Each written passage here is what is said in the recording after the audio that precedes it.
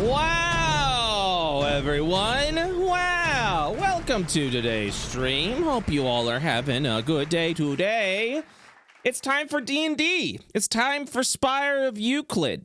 It's time to have ourselves an epic time with epic friends playing D&D. That's it. I was hoping I'd have more of an intro, but apparently my brain said, you got it. That's the intro. Oh my fucking god. Oh my god. There ever geometry in the Spire? Yo, there's geometry everywhere, dude. Back off. Okay. Let me get the vibe. Let me get the vibe going. Let me get over to here. And let me also, what the? Uh-oh. Cool. Thanks. Thank you. Hello. Hello. Greetings. Hi, can you hear me? Okay, you can't hear me. Good. Awesome. Something just crashed. No, I'm good. Hey, hello. Hi, guys. Sorry about that. Hi. Hey, hello. Hey, hi. Hello there. Hello. Doing audio level checks, making sure, seeing where the audio is today. Sibyllus. Everyone's looking good. But now for the ultimate test. Hey, Momo, say something. Okay, there it is. We're good. Not a nerd. Levels flatline across the board. Hey, we're all nerds, right? Like, that's cool. That, I mean, if we're all nerds, then we can all be a nerd, right? Not a nerd. Okay. When everyone's a nerd, no one will be. That's true. All right, not a nerd. I just like make it my object of obsession to just make sure everybody is learning. So I'm not a nerd. I'm not a nerd. I don't really like reading. Read the book. Read the book. Become smarter than me, and then you will be the nerd, and I will be the cool kid. What a weird plot. What a weird fucking plot. Revenge plot. Oh my gosh. Anyways, I think I've got everyone's character sheet straightened out. Let me just see everyone's tokens real quick. Ooh. Hey, click your tokens and see all the fancy buttons you got in the upper left-hand corner now. Which campaign are we in? Are we in Hunters or World right now? Oh, World. You're always in World. It's always World. Always How do World. I change the opacity of those buttons? Hell yeah, I have Psionic Strike. That's a good Wait, why the hell do you have Psionic Strike? Wait, why do you have Psionic Strike? Hello? I don't have Psionic Strike. Oh, I see. I gave Psionic Strike to... 1 moment, please. I gave Psionic Strike to fucking Eric. God damn it. Hey, I learned it from watching her. Now who's the nerd, bitch? Oh no, I've been learning. no, you're the nerd. New synapses forming. My brain expands. All right, no, it's not, dude. What are these wrinkles? Quick, chop my leg off and see how many rings are in there. All right. Okay, gotta turn the fan on. Florida's hot as balls as always. Yep, can confirm. Gross. I don't. You got something to say? What? I've only been to Florida once, and I hated it. That's fair. You don't have to like it. I don't. That's absolutely correct. Scott, you said you could confirm. Are you from Florida? Yeah, I'm in Jacksonville. Yo, Ooh. buddy, Orlando. What's up? How's it going? 2 hours away. What's up? Dude, Yeah. I just Florida's binge great. watched all of Twilight last night, and the whole movie, they kept being like, go to Jacksonville! Go to Oh, yeah. Jacksonville! No, I can't, there's vampires here. Ugh. That actually happens. I was forced to watch those movies recently. Can confirm. Those that as movies well. they're hilarious. They're on Those are Netflix, I had to brilliant. binge watch them They're so all. hilarious. They're so terrible. They got like high Oh. room value, I tell you. Dude, they look like they're 40. Why are they in high school? I don't understand. Yeah. That's the more those weird thing. movies suck. Edward Cullen's 119 years old. Why is he going to high school picking up girls? Those movies and books suck. God, I really. Those books. No, I'm with you, Momo. I'm with you, Momo. Who enjoys those? Stack of toilet books falls over in the background. It's just like looks at the book Hayo's finally reading. Wait a minute. this whole time. This whole I've just time? been searching for my vampire boyfriend, okay? Momo, are you a spider monkey? Oh, there we Am I a go. spider monkey? Maybe. I mean, no. I'm Wait, as what? small as one. I All right. Everyone's 3 foot something. everyone. You are. Yeah, you're like 3.5 feet. You're a halfling, correct? Little tiny halfling.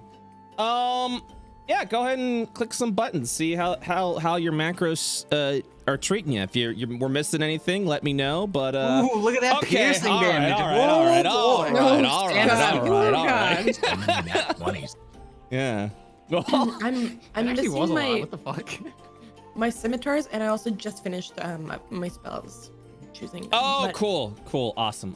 I'm totally fine with using D&D Beyond for it though. Like, Yeah. We can use D&D Beyond for now. If I take a little potty break, I can go ahead and add those buttons, depending on what scimitars things are. for sure, because I think they're gonna be the weapons I use the most. I really Okay. like them. Yeah, I know you were big glaive user, so that's why I got you that glaive. So Yeah, that too. I just switch between them. okay.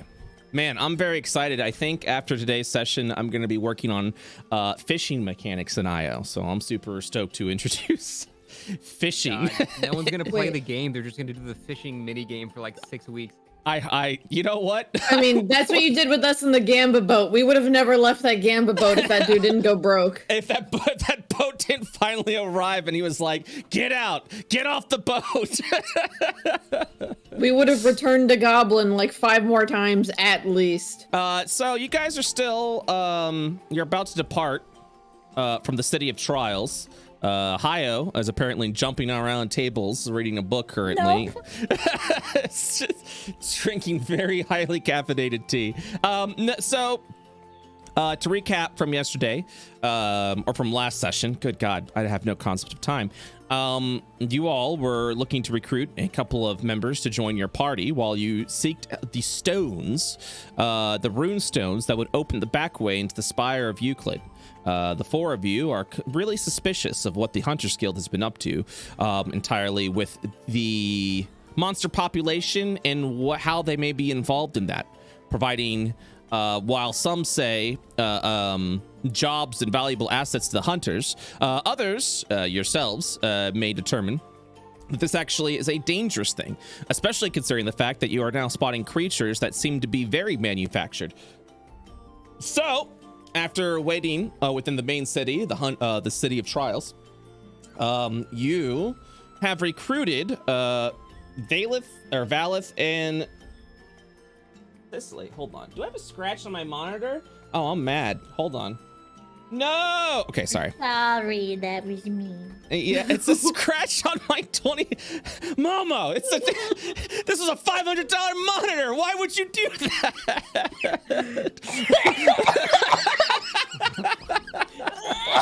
I'm sorry. You'll just kill him. Well, you apologize, so all's forgiven. As I stare at this scratch right now, motherfucker. I think this. Only 6 dead pixels. It's like a giant gash across, like, well, not giant. It's like on the side, but it's visible. Whatever. I'll just get a new monitor. Fuck it. Spend that IO money. Get myself a new monitor. Fuck it. All right. Okay. So, yes, you have gathered your party to this, and you all agreed that you were going to. Oh my God! Everyone rolled initiative too. You all agreed that you were going to continue to look for the rune stone, so that way you can open up the way to the Spire of Euclid. Instead of gathering the stones of memories from guardian individuals who would be holding those stones, which you believe would cause a bit more of a ruckus, kind of make your intentions known, that you wish to reveal the intentions of the Hunters Guild. So that is what you're doing today. After a long rest and everyone fully healed, you decide to travel specifically to the north, so that you can start scrying for this runestone using the abilities and powers that Hayo has upon her being. So, before that happens, do you guys do anything within the tavern of the City of Trials? Or are we looking... kill everyone. Excuse me? I kill everyone. No, Summer, I eat my Uncrustable. Okay, Summer, I realize that you're in 3 of my campaigns and you're starting to get a little exhausted, so you're trying to end one of them. Wait, I want to see if something works that way. Let me actually test something. I've been curious to know if this works for a while now, and now seems like the best time. Okay. Oh no, that does work. That does, of course that works. You got access to all the characters. What do you mean does that work? Yes. Because you've always done it. Yeah, of course I it was works. just testing. Yeah, it works. It works. You can bring your potato in as well. You can bring all Now your I can kicks hide in. on maps that I'm not supposed to be on. Are you? My health so much smaller than everyone else. Because you got 3 levels of wizard, and that's the lowest hit die. Don't look at me. You got a meek constitution. You're sickly. You're very ill. You're a nerd. No. How could you say that to Wizard's her? confirmed disease. What the? Yeah. Well, Dude. it's the weak constitution makes it so that your hit points are low. So you have 68 hit points. Everyone else has got like not wizard hit die. So that's why your hit 90 club. So that's why, Momo. I'm sorry. The book is giving you low hit points, and I apologize for that. But that's the way the game works. Okay. So, anything you guys like to do in the City of Trials, whether it be shop for general goods, have yourself a hearty breakfast before We don't really have any money, do we? you depart. You got like a little gold. Shop with what? Like a little, you got a little bit of gold from basic HUDs for those that I have 65 gold. you can Yeah, get let's buy with spend that. it. you can I get go- a lot of stuff. Pens I found out yesterday are 2 copper pieces. A pen. So a vial of ink is 1 gold piece. So like you can still Yeah, get a checks bunch out. of stuff. Yeah, you can get rations. Rations are pretty cheap. Wait, am I literate? What? Are you? Yes. Right, You I know. determine that I never yourself. thought about this. Well, I mean, ultimately, it's up to you how you'd like to write your characters. But like, yeah, you're no one has an intelligence low enough where I have to force a literacy on them. So it's Isn't it like 3 or 4? yeah. I mean, 3 is like I can speak. That's 3. So like, so you should. God damn it. Yeah, you should be literate, but unless for some reason you'd like to make it so that you're illiterate, yeah, it's up to you. Yeah, you got intelligence of 10. You're great. You're average. Yeah. Like I think a normal dude's got like an 8 intelligence, and that's solid C student. You know what I mean? You're doing B- B at best. You know. I've just You're recently started thinking trying. about this because of another RP. So. Fine, champ. You have a little Jesus Christ. Holy shit. But yeah, so like, yeah, if you've got an intelligence of 10, you should be good to go. Okay. Would you like to not be literate? I need to think about this. Okay, you think about that. You get back to me and send me a private DM, and we can role play the shit out of that. And Listen, that's Naomi, fine. I've seen both of these. It's not all it cracks up to be. Oh yeah, we got dudes reading rocks and eating grass, and I'm sure he's got an intelligence No, of he 8. doesn't read the grass. He eats the grass. No, I said yeah, reads rocks and eats grass. Yeah, that's exactly. Beautiful.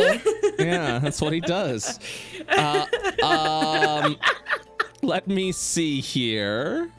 Yeah, rations are 5 silver piece. So I mean, you all, if you've got 60 gold, you're sitting pretty. Okay. Yeah. So if there's anything that you'd like to purchase before you depart, Am I sitting pretty where I can buy a full plate? You're not sitting that pretty, my friend. Yeah. 200 gold, dude. Full plate? No. Nah, no. that's like way more than that. Yeah, Shit. that's a mint. Yeah. So Like full 1,000 at least. Yeah, full plate back in the day was 1,500, and it's still 1,500. Yeah, plate armor is 1,500 gold pieces. This is not so easily readily available. But you were able to build your own plate armor off the carcasses of the creatures that inhabit the Atropa Forest. Whenever you do decide to return to the hunt, if you ever decide to return to the hunt, you are able to do that. We make like chitin plate. Mm-hmm. Absolutely. I mean, there's a lot of great creatures out there, and armor Become can be crab. smith from them. You can become crab. You can become bird. Become snake. I keep forgetting there's actually someone named Snake in there. This is not a joke. I am not trying to make a dumb joke. I literally, every time I say a snake, I look at Chad, I go, oh yeah, hey buddy, how's it going? So yeah, that is, and the hunts, of course, are all optional. So it's whenever you decide to commence with that. As I mentioned last week, just go to the hunt keep. There's 3 creatures currently available. We'll dedicate a session to it, and you guys can get yourself some good arms, armament, and equipment. With the creatures that you hunt as well, you can attempt to sell, if you'd like, the things that you create for a higher premium if adventurers have more gold that they can hold. That's entirely up to you guys. But for today, you are about to embark north to find one of the rune stones that Hayo is able to track. So, are we good to go, or does anyone want to do some shopping for equipment, items, ropes, rations? Supposedly, I have 10 rations already. Yes, Wow. Yeah, we start with we have the default adventures kit, right? that is correct. Okay. Yeah, I'm And good then. unless you've been camping, which you have been, everyone should be 1 or 2 less rations. Because 1 of or 2? I'd say everyone's rations are probably reduced by, because you traveled through here, reduced by 3. So if you had 10 rations, you're down to 7 from all the camping that you've had to do. Otherwise, typically the bars within the Hunters Guilds provide you simple meals for free. Does that include Summer and I? No, Summer and you are set and good to go. You've been here at the City of Trials for quite some time. The original 4 will have reduced rations because they had to travel here, which took some time. I would like to purchase 8 rations. You would like a ration or 8 rations? I want to eat 8 rations. Okay, so I will. Hold on. 4 gold. Oh yeah, we can do that, and we can do a little RP with it as well. I've been brushing up on my shopkeep RP. It's been pretty awesome. Hello? How did Hello. Hello? Oh, I see. 1 second. Mhm. Would thou like a card reading? Boop. Okay. No thanks. I know how to read cards. Oh, Pog. All right. So you are going. Let me grab you. Oh, I was gonna ask Red Hat Man where to get rations. Well- if you worked there. You are already knowledgeable of where the general store is located. Excellent. So you would at this point cross the street. The city itself filled with random hunters and people that live in the City of Trials. You can know from its rich history that the City of Trials is essentially ancient ruins where a city has been built upon.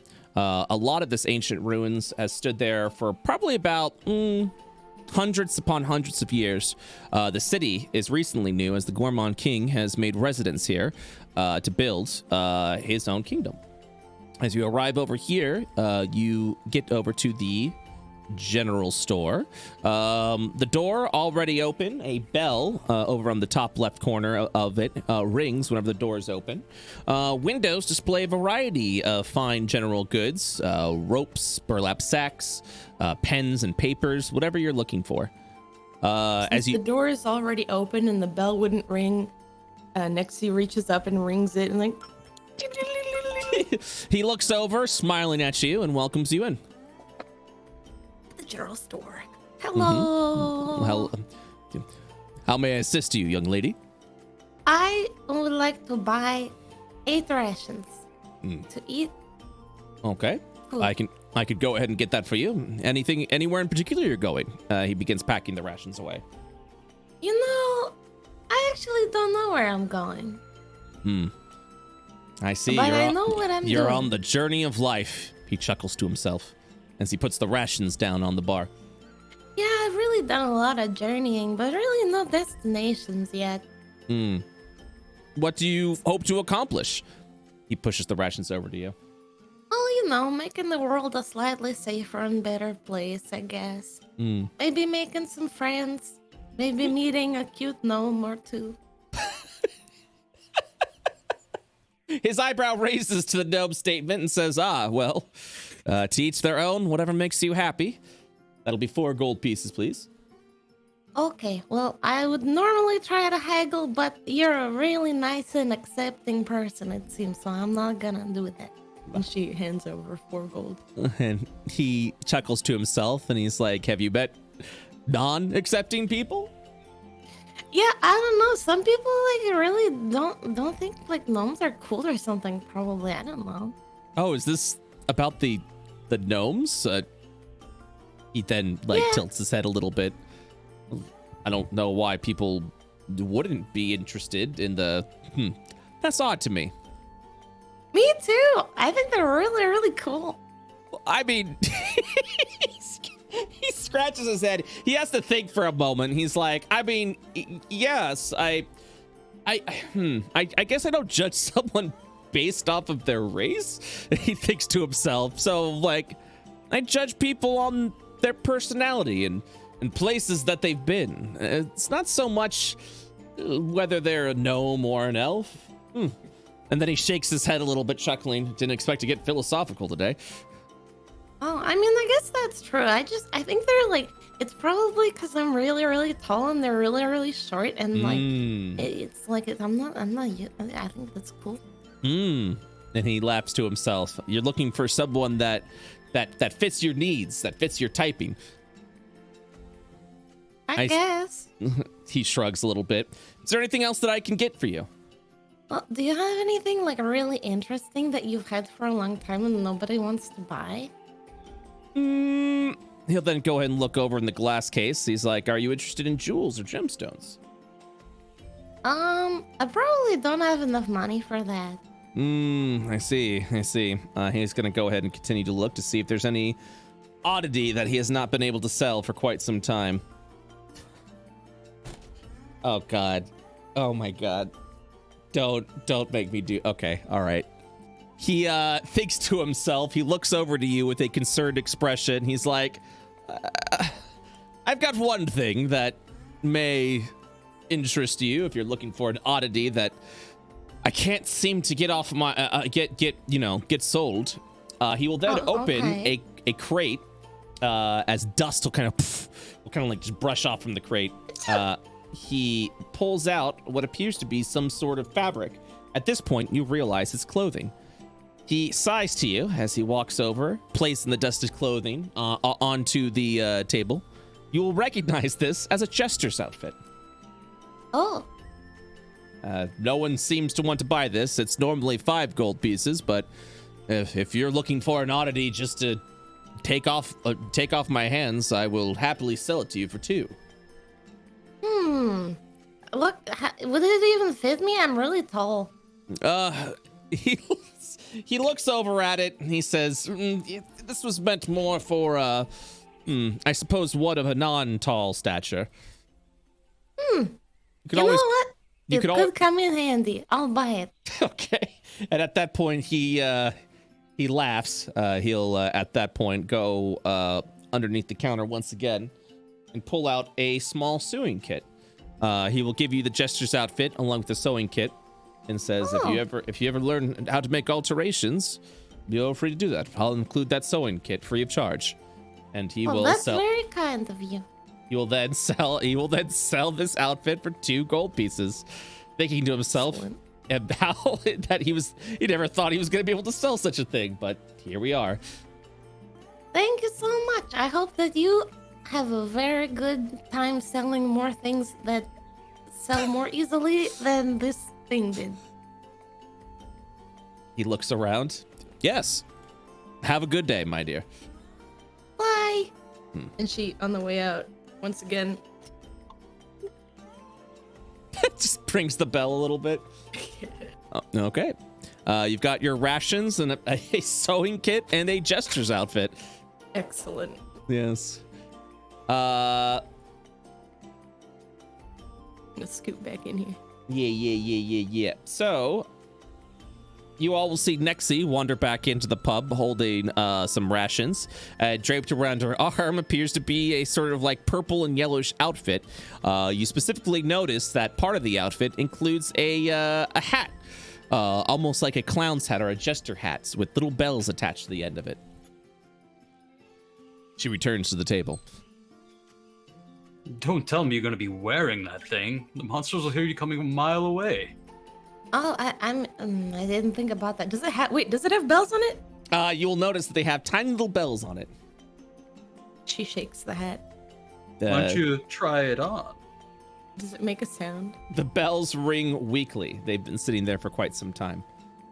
She puts it on and starts like nodding her head back and forth. At that point, you guys will you'll witness as Nexie places the jester's hat on her head and begins bobbing her head back and forth. Rings echo across the table. Normal or louder than normal? They're just normal. They're just weak okay. little rings, like ding, ding, ding, ding, ding, ding, ding, ding, ding, ding, ding, ding, ding, as it just rings across the table at that point. So This we're was quite the steal. so just to understand the scenario, we've been sitting here just talking about overthrowing the hunters, like all the stuff. Yep. Nexie comes back with a hat. Yep. And puts it on, and it's bells, and we're just sitting here in silence as she's just shaking her head and making bell sounds. That's what's happening, right? Ding, ding, ding, ding. Yep, that's exactly what's happening. You got it. You immediately got it at that Derek point. will just stare and say nothing. And You I see- like the colors. I mean, the colors are okay, but like this belt is great. Don't worry, I'm not gonna wear it when we go places. I'll put it away. Nexie, rejected, puts the hat away. I mean, you could put on a performance, maybe earn us some gold. I mean, You know any like good I'll wear it when we're not trying to be sneaky around like animals or stuff. But then when we're trying to be sneaky around animals and stuff, I'll take it off. I promise. So, oh my god. You see Dirk's gaze lock upon you. All right. Is there anything else that you guys would like to do before you depart north towards the runestone? During our hunts, I would usually hunt for wild flora to make into potions. Can I go to like a herbalist shop if there's one available, or a botanist? Yeah, And maybe buy some ingredients. yeah, the general store would have that for you. Oh, okay. Yep. You're looking specifically for an herbalist kit? I already have an herbalist kit. I just want to make some potions, but I would assume I need some ingredients to do so. Ah, gotcha. Like some just general stuff. I see what you're saying. Yeah. 1 second. So, Some general stuff from the general store. thanks, Naomi. Thank you. Just appreciate that. So the things that you'd be interested in would be vials specifically, so that you're able to make the potions that you're looking for. Okay. A vial is 1 gold piece. I'll take 5 vials.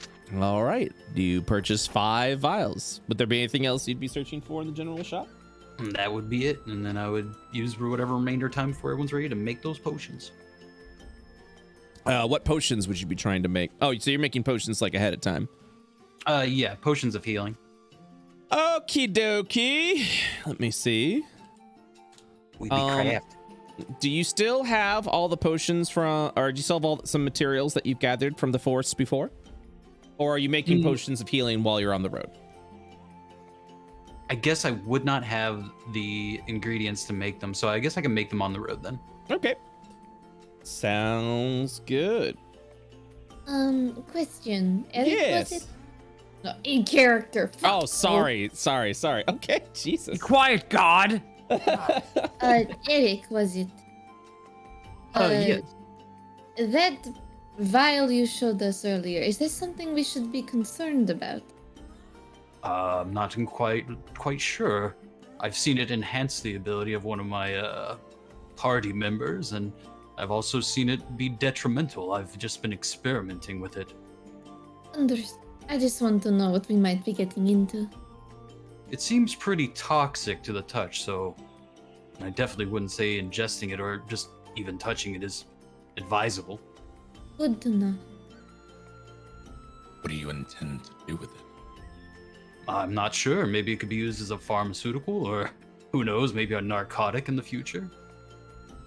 There's potential, possible. I have experience with that color from where I'm from. I recommend most things that color come from are not very friendly animals and toxic to a sense, so be careful with it. Yes, we've also experienced a creature that was affected by it. It's quite formidable. But maybe we can engineer it so it just increases our strength rather than, say, corrupt us in a terrible way.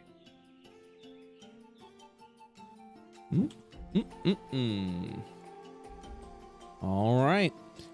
Whenever you guys are ready to adventure, let me know, and I will take you over to the next map. I'm ready. I'm good. I'm ready. Okay, it's time for you to travel to the north.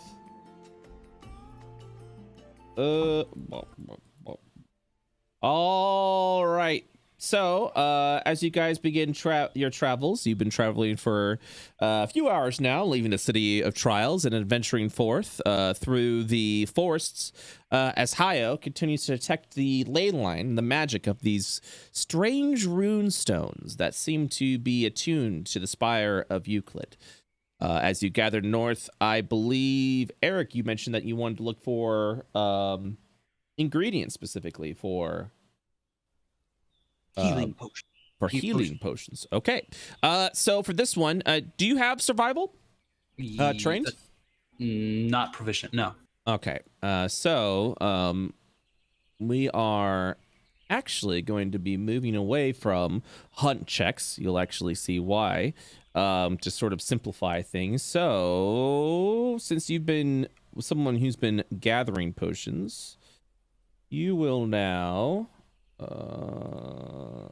gain a proficiency in survival. Cool. Yeah. So it is a little weaker than your hunt check, but that is okay.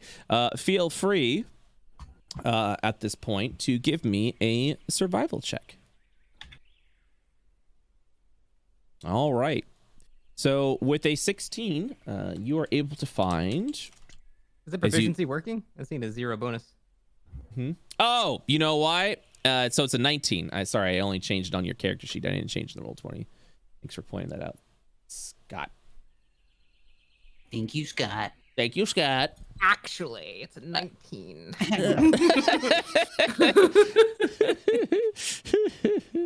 Thank you, Scott.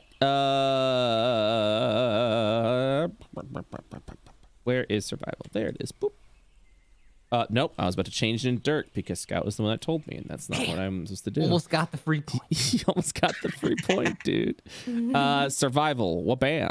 Okay, so a 19. That is adequate. So I'm gonna roll a 1d4. Oh, success. You have found enough materials in your travels as you continue to venture to the north. You have found enough materials to create 4 healing potions. Nice. If you would like. I will require from you, instead of just making them, if you want to continue to spend your time as you're walking, I need you to use your herbalist kit 4 times to see the success of the creating of the healing potions. Okay. As you might botch the you might botch the materials that you find as you travel to the north. So, for the herbalist kit, let me go ahead and look real quick. You said you had an herbalist kit, right? Mm-hmm. I see this.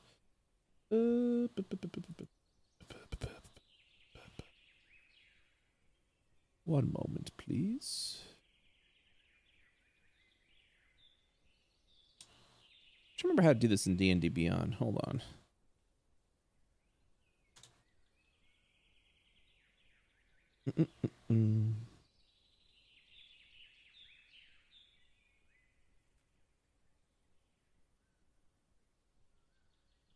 Ah, yes, I see what's happening. Okay. Give me 1 second. I'm actually going to make a quick macro for you. Do, do, do, do, do, do, do. I'm gonna make a macro called Make Potion. How exciting is that? I'll be doing that a lot. I know. All right, 1 second. Dude, they overcooked my fries and I'm really sad about it. Are they super crunchy? Yeah. I'd rather be overcooked than undercooked. Crunchy fries good. Soggy, cold fries, But when it just like shatters in your mouth and you don't even taste like fluffy potatoes. That builds the strength of your teeth. That's not how that works at all. It's a teeth or a muscle. All Flex my right. gums. Behold, Make Potion. Huzzah! I need a DC of 10 to create each potion of healing. It will take up 1 there. Oh God. Jesus fuck. Everyone, calm down. All right. You've successfully made 3 potions. The 4th one, you managed to butcher the herbs that you find. Unable to make the 4th potion. But you have successfully created 3 potions of healing. Those are the 2d4 plus 2d4 plus 2. Yep. I offer 1 to Sicily. I take. I offer 1 to Valeth.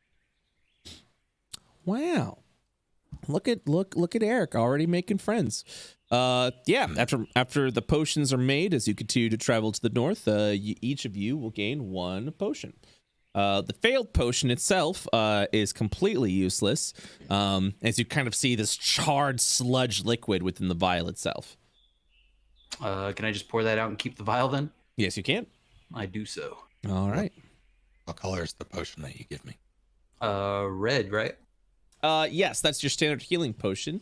But if you'd like to go ahead and be fancy with it, you can go ahead and change the colors if you'd like to have your own marking upon the potions. You're gonna Walter White it? Just make your blue potions, sell them. As a potion, you can do a variety of things. Change the color, change the texture, change the taste a little bit. Nothing too drastic. People will know that they are drinking a healing potion. And the higher the craft attempt, you can kind of make it push a little bit more towards those directions if you do decide. All my potions or healing potions taste like strawberry. Yeah, a little hint of strawberry. It's still tart because they're potions, but you are able to taste a little bit of the strawberry. Wow. Valeth will uncork it and take a sip.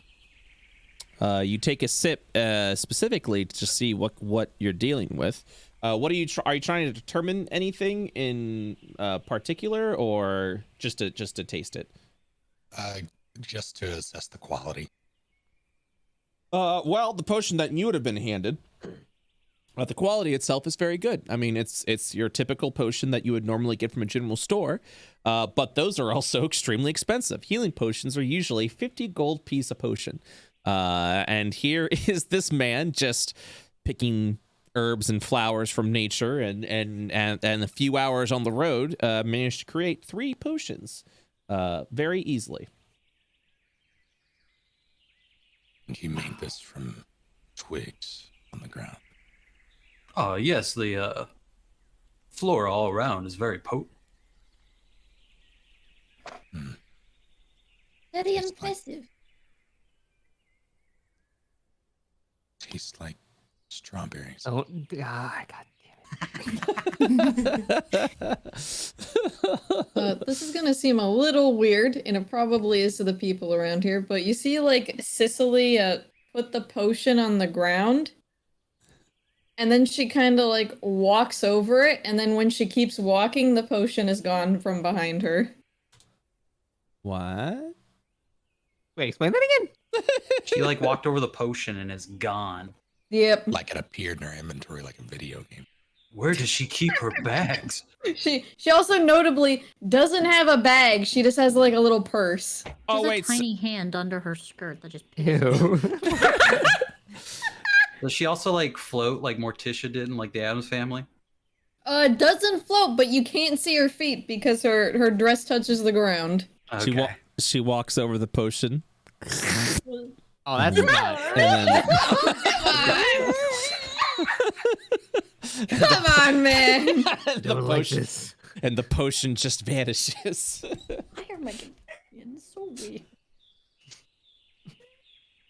So wait, so you're saying that like you walk over the potion, correct? And then Yes. it vanishes? Okay, all right, sounds good. It is now in her inventory. Does she have legs? That's a good question. Like bipedal legs? Okay. What the fuck?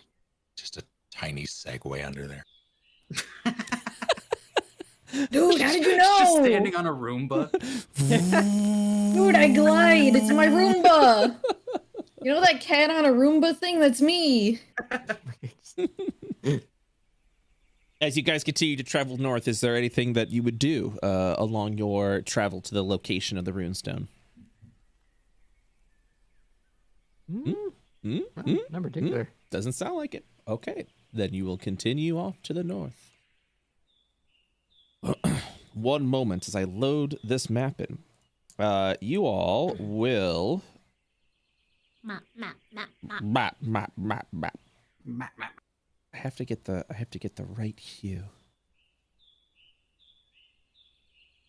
I'm seeking the right hue. All right. So I guess that would be. Sorry, I'm trying to like. Or I guess would it be more? You know what? I'll just do this. Sorry, my cats are screaming at me. Well, I had.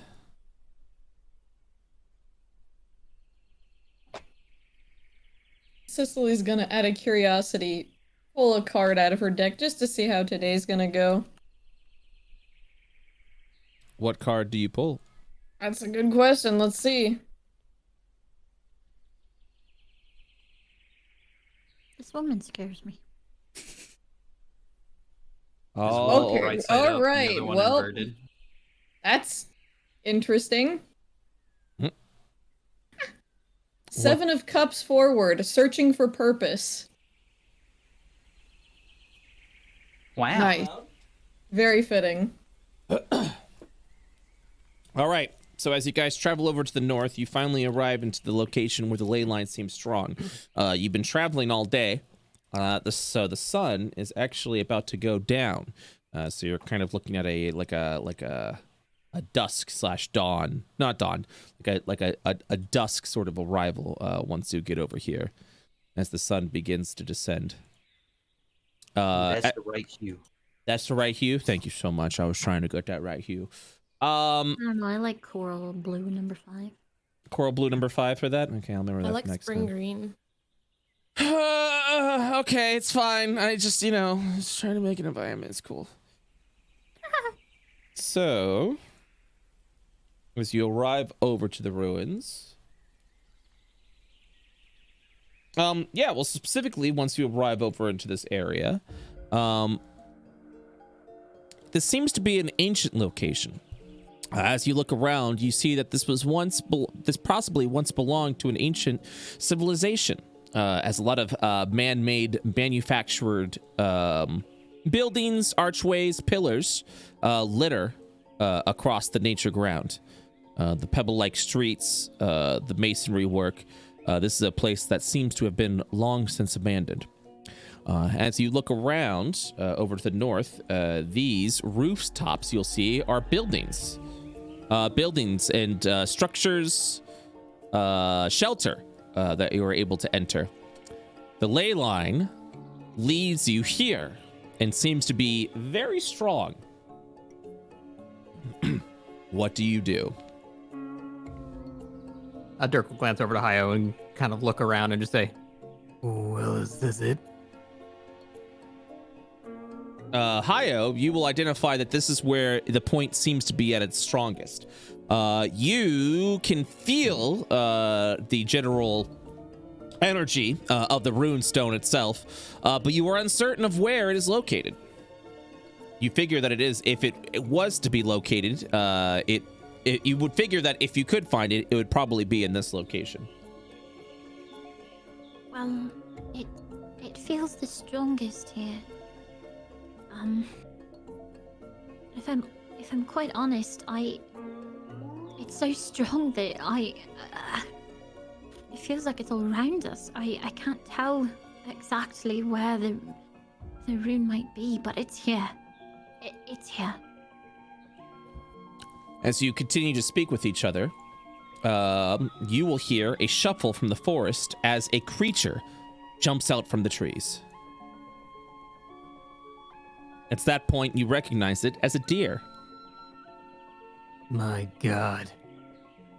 The what deer horrors await? The deer appears to be looking towards you. And then continues off.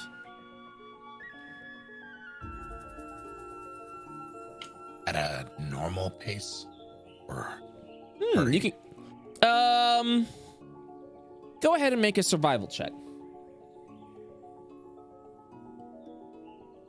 Doesn't seem to be like charging away. With a basic of a 9 survival, it seems to be at a normal trot. What you do find unusual about the deer, though, is it doesn't seem to be startled by your presence at all, as it continues to walk around. Odd. Those things are usually more skittish. That is correct. So, with that, let me know if there's any checks you'd like to make, any areas you want to explore, but you have free reign of the map at this point. May I insight check the deer? You may. Excellent. Damn it, why did I remove animal friendship at the last minute? With a 20 insight as you stare off into the deer, you can tell the deer does not appear to be startled by your presence. I know the thing I've just said very well now. Actually, can any of you turn into animals?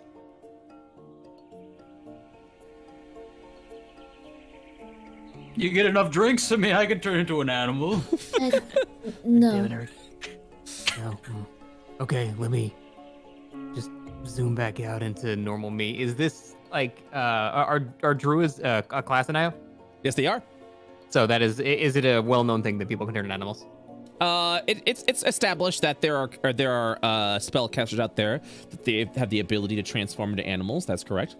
Gotcha. Having giant ape flashbacks. Eric, as you closely approach the deer, you will see a couple more deer shuffle through the trees, also looking towards you. There's more of them. I want to approach and try to pet deer. Okay. They I've gore seen you. the Roll movie for The initiative. Thing. The deer responds by headbutting you with their antlers. 10 to break armor class. Oh my god, asshole. Guess I sidestepped that quickly. Yep. It stomps a little bit, kind of like what's the almost looking as if it's about to charge at you. Disengage. Okay. The deers do not advance. Well, they're not hostile, but they're not friendly either. Hello, Mr. Deer. And They're not other gnomes. Be deer. careful. As Nexi approaches, you will see the deer sort of like kind of scatter. They all do. That was so much for my animal handling. Fucking. Just Hayo cackling in the background.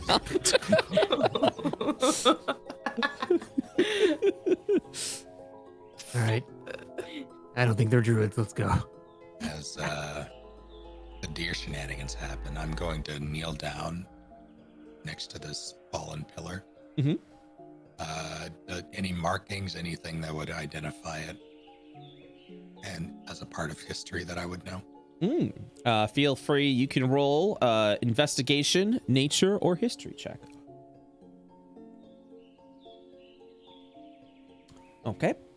You understand that the continent of Atropa, from your gathering and also from keeping to yourself, once belonged to an ancient civilization that was part of a long old war, many centuries ago, almost at the beginning of time, at the beginning of Io's birth, where the civilizations fought, siding either with the divine radiant god Div, or the god of nothing, Void. The ruins themselves stood of the destroyed cities during these ancient times. No one ever came back and rebuilt the cities themselves until recently, when the Gormon King... My cats are being very active. When the Gormon King decided to set claim here to the forest of Atropa, and has now been building things upon its ruins.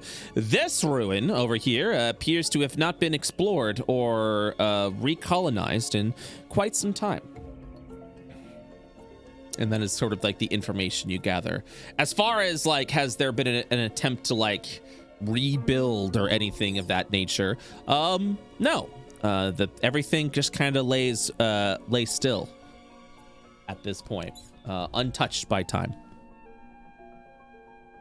Does that answer your question?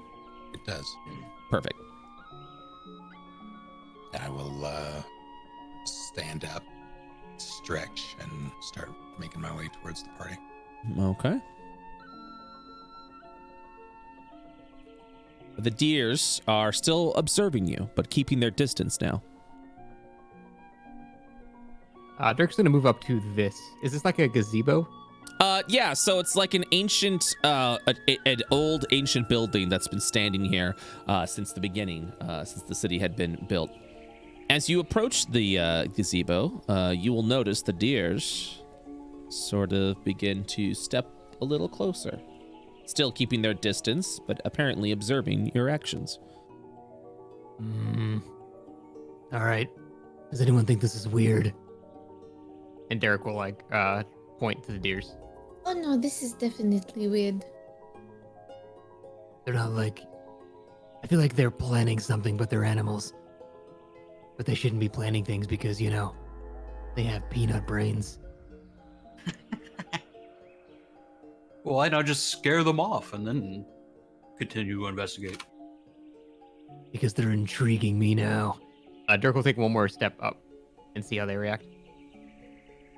You will see this one jump a little over here, and it looks like a charge, but it's just kind of like digging its hoof into the dirt and kind of giving like that sound that deer gives, that like yeah, I got you. Yeah, just that kind of like echoes out, and then it'll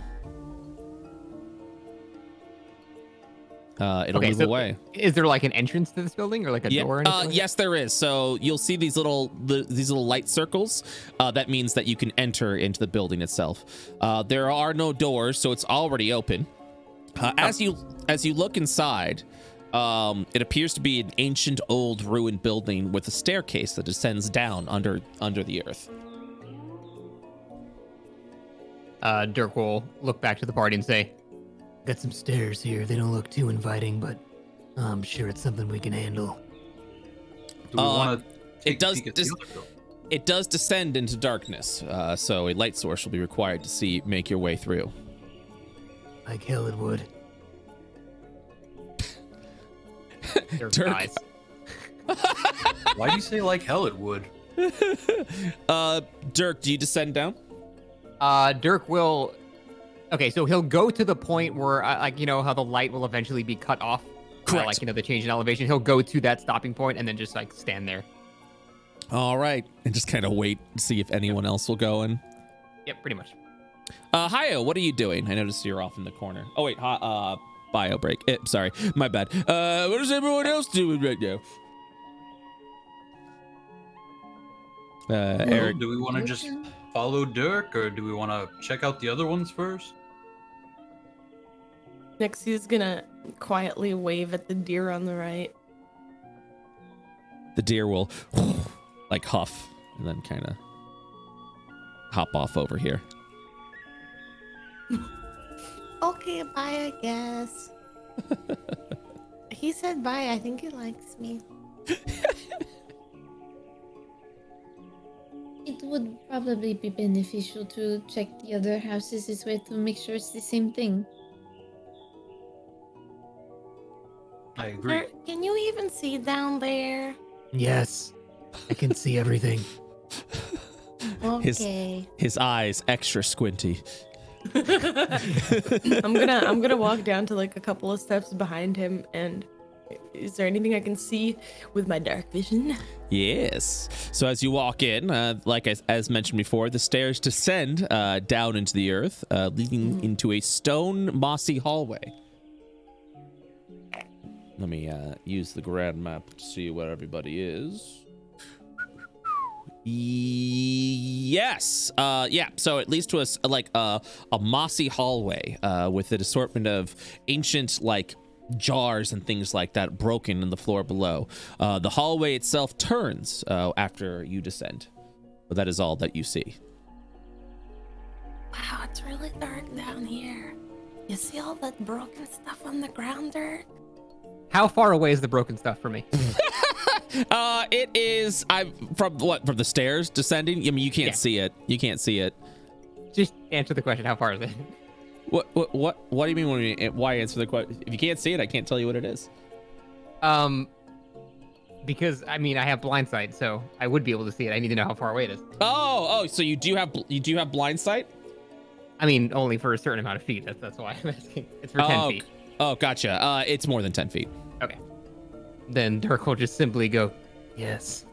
Yeah, it's really cool. Oh, hey, by the way, I saw you staring at my hat earlier. I have like the rest of the outfit if you want it. There's like a shirt and pants too. I am very comfortable with my own hat, thank you. No, I'm not offering you the hat. I'm gonna keep the hat with the bell on it. But if you want the shirt and the pants, I can give those to you. Well, then that is just unacceptable fashion. It wouldn't match. Oh my god, is that how that works? That is exactly how that works. It is a set piece. Oh no, I am committing a fashion faux pas. I mean, you look kind of dumb, but, you know, it might be like a distraction or something, so that's... No, I mean, you have use. It's fine. You're useful. Look, I don't know what to do. A single tear escapes Nexie's eye. Unfortunately, Dirk can't see it, so he thinks you're fine. She's within 10 feet of him. She's like right beside him. Yeah, you are. That's true. Well, Dirk will intentionally not look at it then. And then we're just over here playing chicken with a deer. Yeah, deer has been following both Eric and Cicely as you guys are walking over to that building. Gonna peek inside. Sort of the same description, except this one, you will actually see the deer follow you. It hops in and tries to push you away. You see a stair, same thing. You see stairs that descend down, a ruinous room. But this deer, in particular, seems to be very active in trying to keep you away. I don't contest it and just back out. They're very adamant about us not going in there. Let us try this then. Cicely's just gonna kind of point at this one then and see if the deer responds to that at all. The deer still stares over at you. and then just kind of Okay. skips try off the into the other one forest. then. While you walk over there, Hayo, what are you currently doing? Looking at this rock. You stare at the rock. It looks magical, so I was looking at it. With any Arcana check that you do, you will sense that there is no magic from the rock. It just is this sort of ledge that elevates underneath the trees. Is there it looks like it's glowing.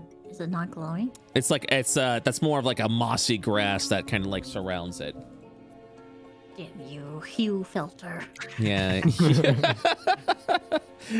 Damn you, Hugh. Is there anything else that you would do then? I would try to, pull out my book and I'm like, you know those scenes where like the detective has all the strings and like the circles and that's what like one page of her book looks like with all these arcane like stones she's been tracking. You have a She's Pepe just Sylvia like- board in your book? She's like, I would like to try to triangulate where this room would be. Okay, sounds good. Go ahead and give me an Arcana check. It's all connected. All right. So with an Arcana check of 12, as you continue to triangulate where exactly the ruin it is, you sense that the power of the stone is underground, underneath you, not underneath you, but under the earth. Mm. And that is the information that you would gather with that Arcana check. Let me return back to Eric and Cicely. What are you guys doing? Well, your turn to peek. All right. I take a peek. As you look in, once again, a ruinous building stands before you with a staircase that descends down underneath the earth. Same thing. I watched the deer that's to the west and see if it had any reaction of us approaching this one in particular. It's looking at you, and it's the same thing. It just kind of like huffs a little bit, using its hoof to dig into the earth and kind of just giving like a deer noise. Getting all agitated. That's a deer. Wow. Yeah. Mama, what's a deer nose? It's like Jeff Goldblum. Like, Wow.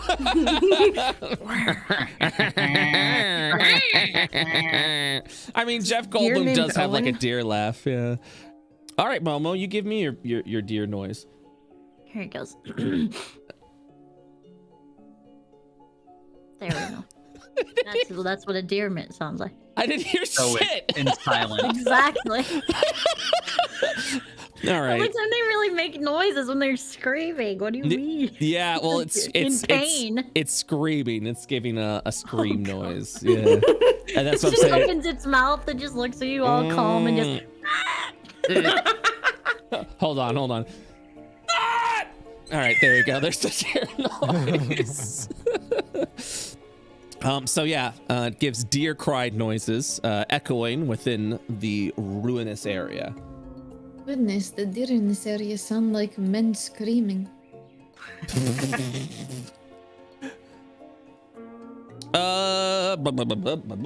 Derek and Nexi, what are you guys doing?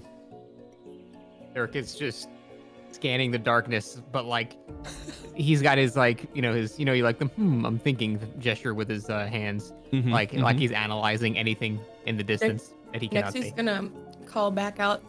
Hey, there's like a long hallway down here if you guys want to come. It's pretty dark though. I'm sensing what we're looking for might be underground. Well, oddly enough, these buildings all lead underground. Maybe they're all connected. Only one way to find out. Perhaps we could throw some form of torch down each corridor and see if we can see from the inside. Dirk, wait, that's me, Eric. What is it, Irk? Me. You have any more of those glowy stones? I mean, we do. Don't you still have that drift globe that you created?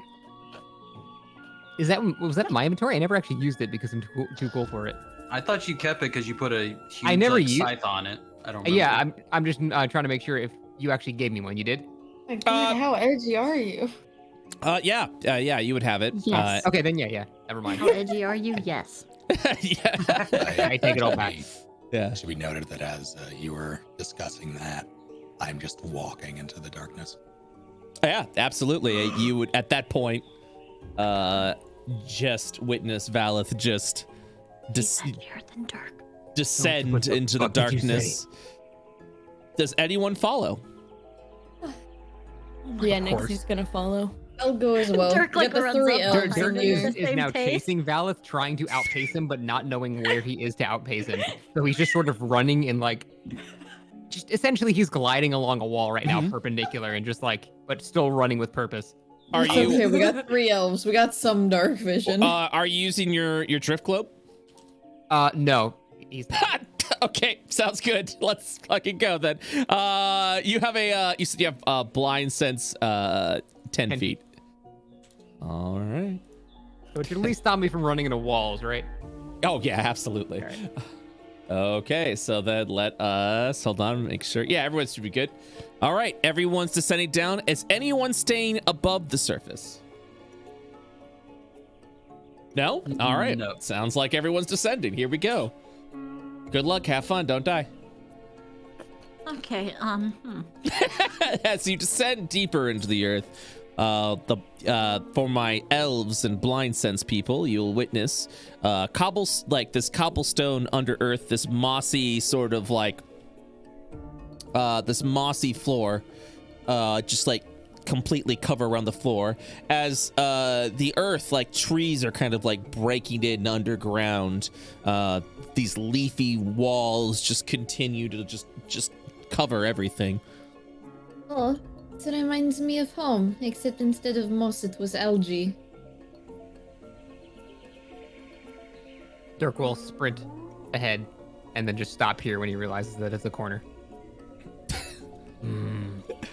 Interesting. As you see Dirk's sprint ahead, you kind of hear this the sound of broken ceramic just as Dirk's stomping through the ruins of the hallway. Sir DM, I would like to light up a torch, please. Can't Okay. see. Everything is dark. As I die. It's gonna be fine. when that thing shatters, I would like to listen and Mhm. see if I can hear anything stir off to the right. Go ahead and give me a perception check.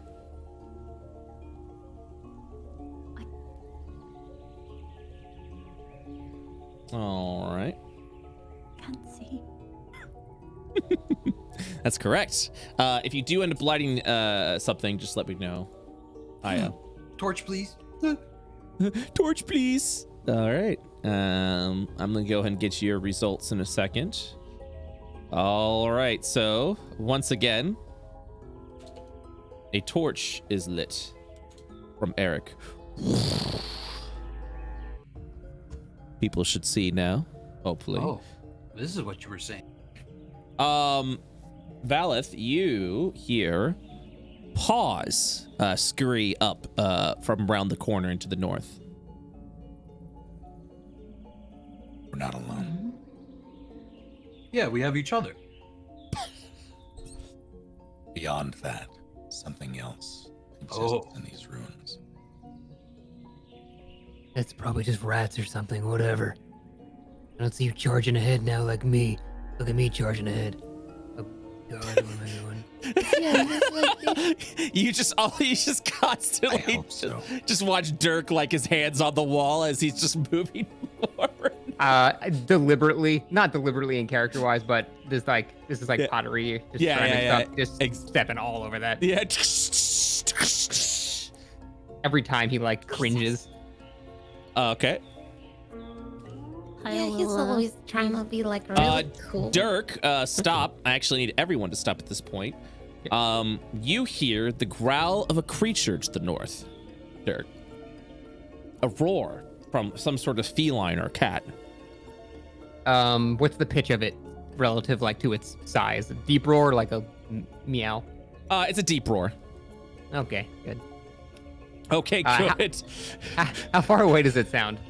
I mean, it sounds like it's literally right down the hall. Oh. Dirk will just stop moving entirely. Yep.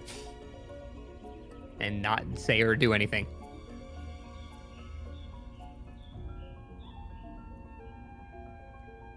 You all will hear this roar, by the way. He appears to be frozen. Looks like you were right, Vala. Let's see what he stumbled into. I make your flame. I make Eric's flame bigger. as you do. Once again, Eric, as you ignite, as you feel your torch ignite brighter. The fire flashes in your face. Why do they keep doing that? At this point, Valith, you will see what appears to be a giant cat, specifically that of a saber-toothed tiger. And it seems to be cornering itself to the wall. Is it purely a wall behind it? It's a wall covered in chains.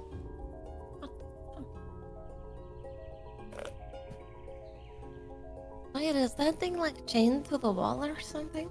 It does not appear to be chained to the wall. The wall itself appears to be covered in chains. As it backs up against the wall, you see it raises its paw in an aggressive position. Dirk, now seeing that he is no longer alone and has plenty of other people that could be possible targets, will get a surge of confidence and take one more step forward. Okay. At that point, the tiger will get aggressive, and I need everyone to roll their initiative.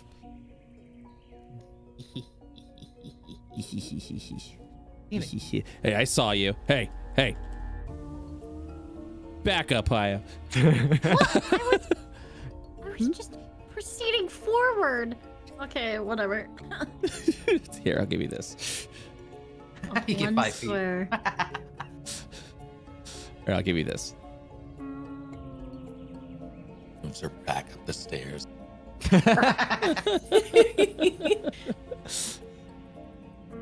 All right, 1, 2, 3, 4, 5. Hayo, select your token and press the initiative button in the upper left corner. Wait. You did. Yes, excellent. That's everyone, right? Yes. All right, Hayo. You hear the roars of what appears to be some sort of feline around the corner. It gets loud and angry. What would you like to do? Great. I hate cats. And I will ready my chain dagger. Okie dokie. Does that end your round? And I will move. Do not move many. Okay. You'll go ahead and do a move. I'll peek around the edge and try to see it. What do you see? Apparently a tiger. Yep, you see what appears to be a giant tiger with huge fangs. Hayo will press herself against this rock and Pull out her inhaler. Take a deep puff. chain dagger in hand. No, that's the end of mine. All right, Eric. Eric's just casually walking still, and then holy shit! I would like to possibly calm the animal by like maybe taking out some meat from a ration and with a calming voice, like, "We're not here to hurt you. We're just looking for passage," and toss a bit of meat its way. You will see that the tiger does not respond to the meat. It keeps its gaze focused on whoever is in the front, specifically Dirk at this time. It seems pretty defensive. It's not advancing yet. I will just take the last 5, and then I'm going to ready an attack if it charges. I want to attack. All right, Valith.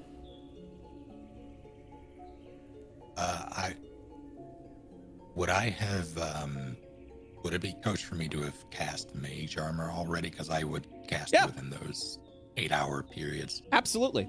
That's totally fine. Usually anyone that has mage armor, I assume they have it on before it's cast. In that case, I'll just,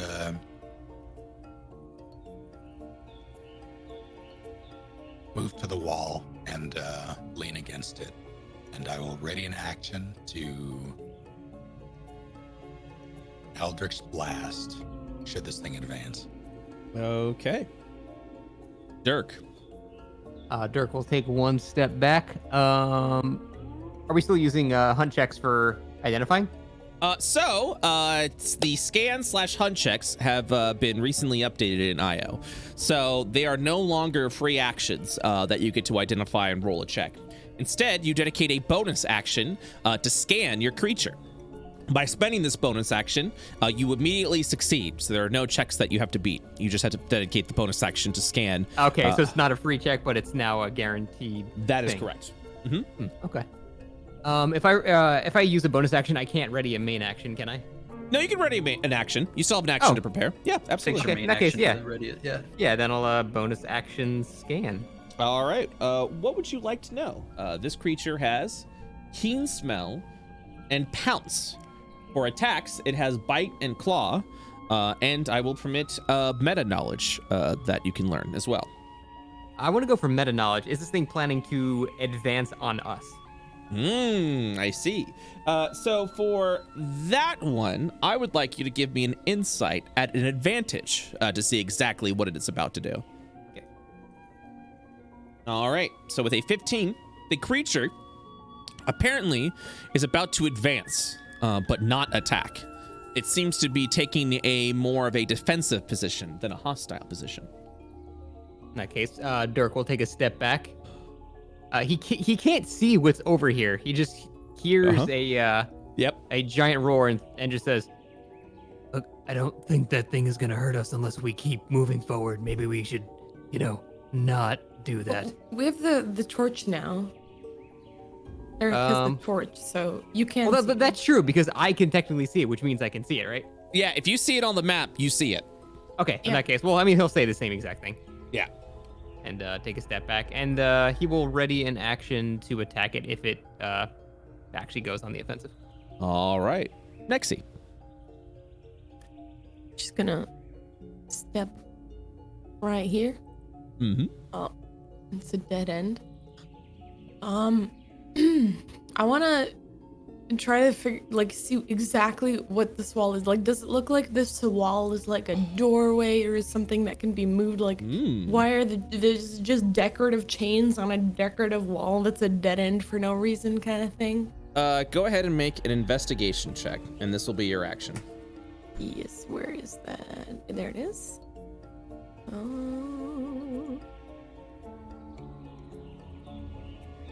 All right. Sorry, my everything's like falling off my table. My microphone stand fell before, and now my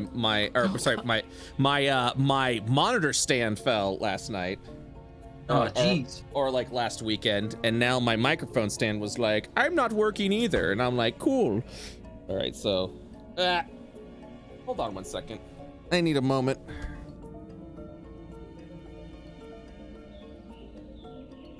Very strange that all the animals in this area are so defensive and don't want us to go down there.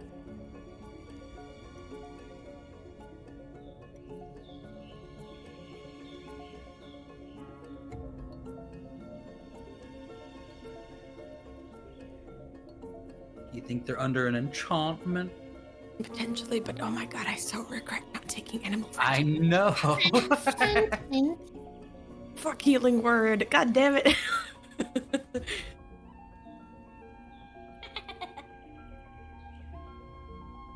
Summer, do you talk to your eel? Yes, I can talk to anything, or I can communicate with anything that has an innate swimming speed.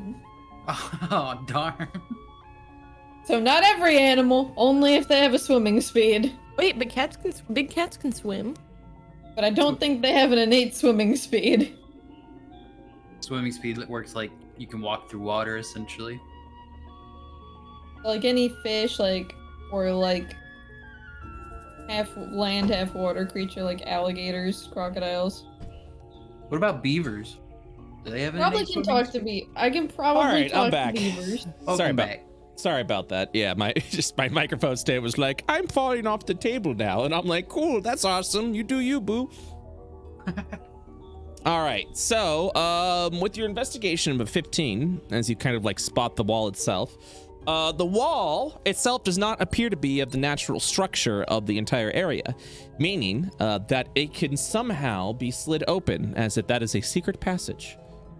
I think that wall is not a real wall, if you know what I mean. I don't. Elaborate. It's a wall. Like it's not like it's more like a door than a wall. I would also like to use my bonus action to scan. Yeah, absolutely. Thing. All right. What would you like to know? I would like to know.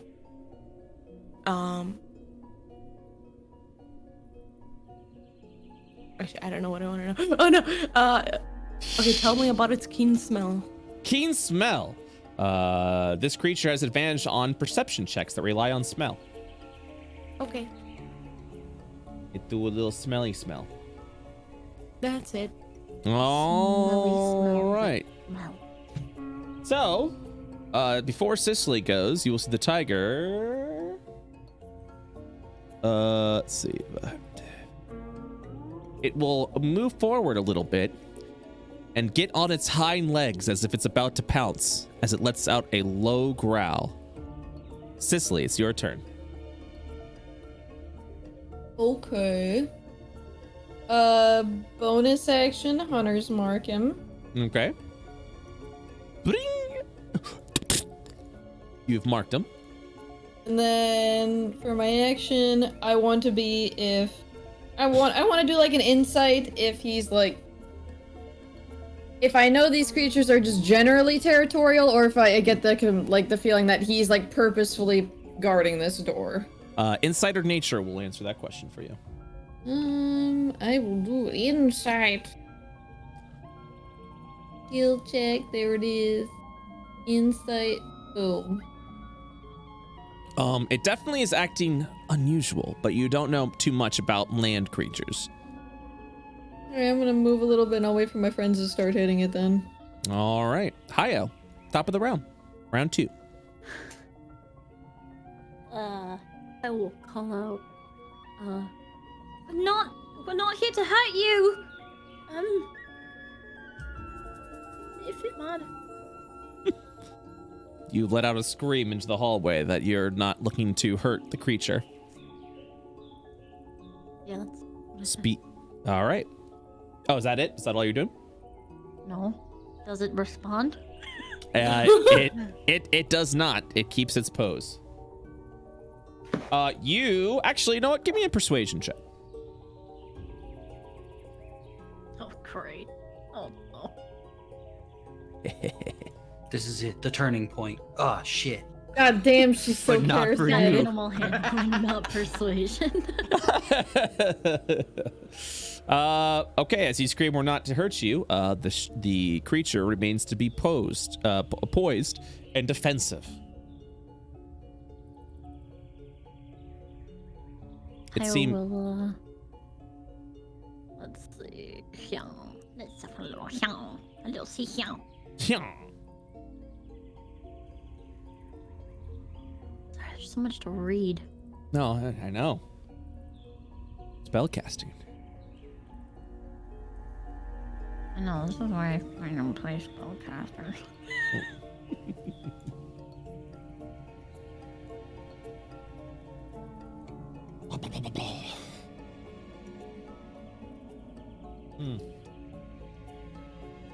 The creature continues to growl. What kind of action are you attempting, Hayo?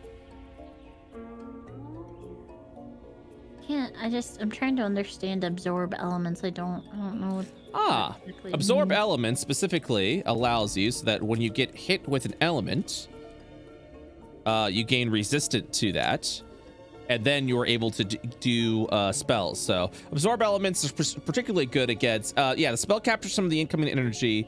You have resistance. So if someone like throws a firebolt at you while you have absorb elements, you gain resistance to that fire until the start of your next turn. And the first time you hit with a melee attack, you deal extra fire damage because you have absorbed the element. All right. Could be a sorcerer tiger. Could spew a fireball. So, Haya will kind of like she does these like hand movements. They're very like similar to like Naruto hand movements. And she'll use protective field. You said Naruto, right? Is that what you were saying? Yeah, this is the second Naruto reference. 2 days in a row, 2 different D&D campaigns. Epic, guys. Real proud of all of you. Good stuff. All right. You said you're casting absorb elements upon yourself? No. It's called protective field. Oh, protective field. Okay. Well, bam. Is that your psionic ability? All right. You have created a protective field. Yes. And I will get closer Okay. with my like hands out. You know, like we do no harm. So you have the illusion of a field, but just so you know, protective field you only use protective field if someone takes damage. As a reaction, you get to go whapam and then reduce the damage. That's how protective field works. Just FYI. It's kind of like shield. Kind of, yeah. Yeah. I'll ready it. Perfect. You don't even have to ready it. It's a reaction. I'm thinking about it. Okay, you can think about it. I'm just letting you know you got other things you can do. I'm sorry. Okay, all right. I just want to make sure you're aware.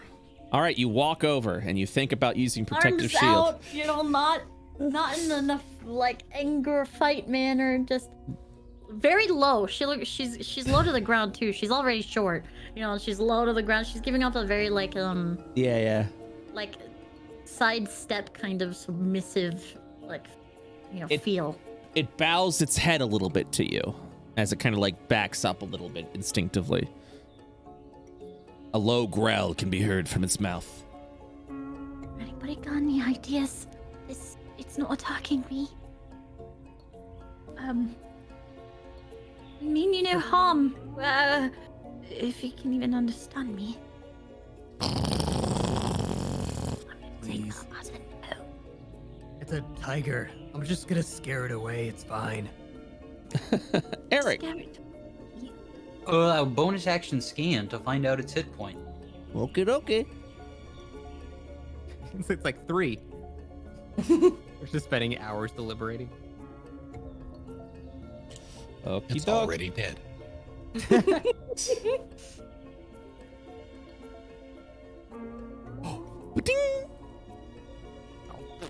Oh, okay.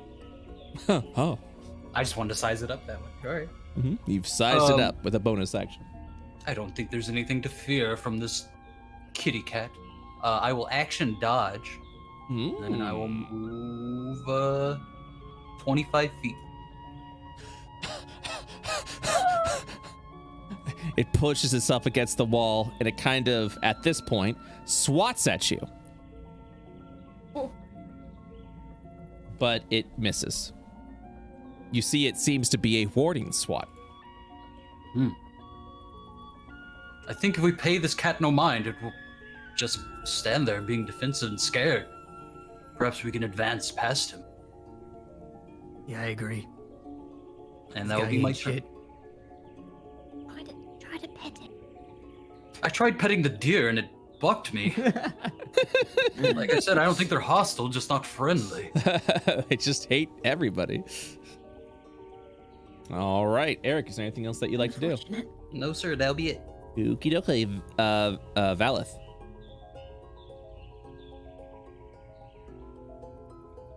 I'll advance slowly. Okay. Go ahead and move your token as far as you'd like to go. Yep. All right. Go ahead. Yeah, it just continues to look over at you.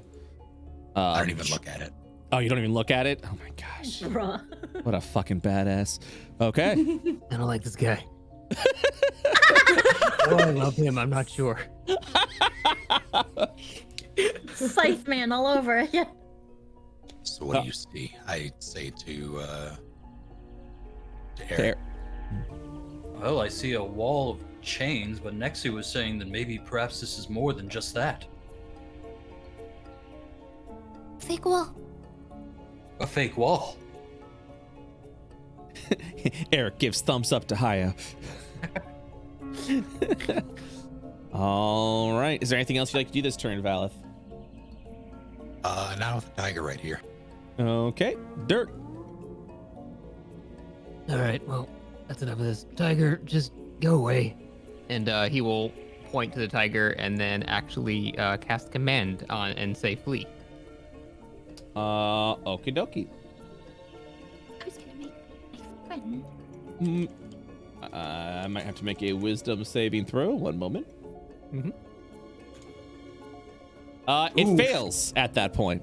As it looks over at you, immediately, I can go ahead and end the encounter. It just That's right, bitch. runs off, runs upstairs. That.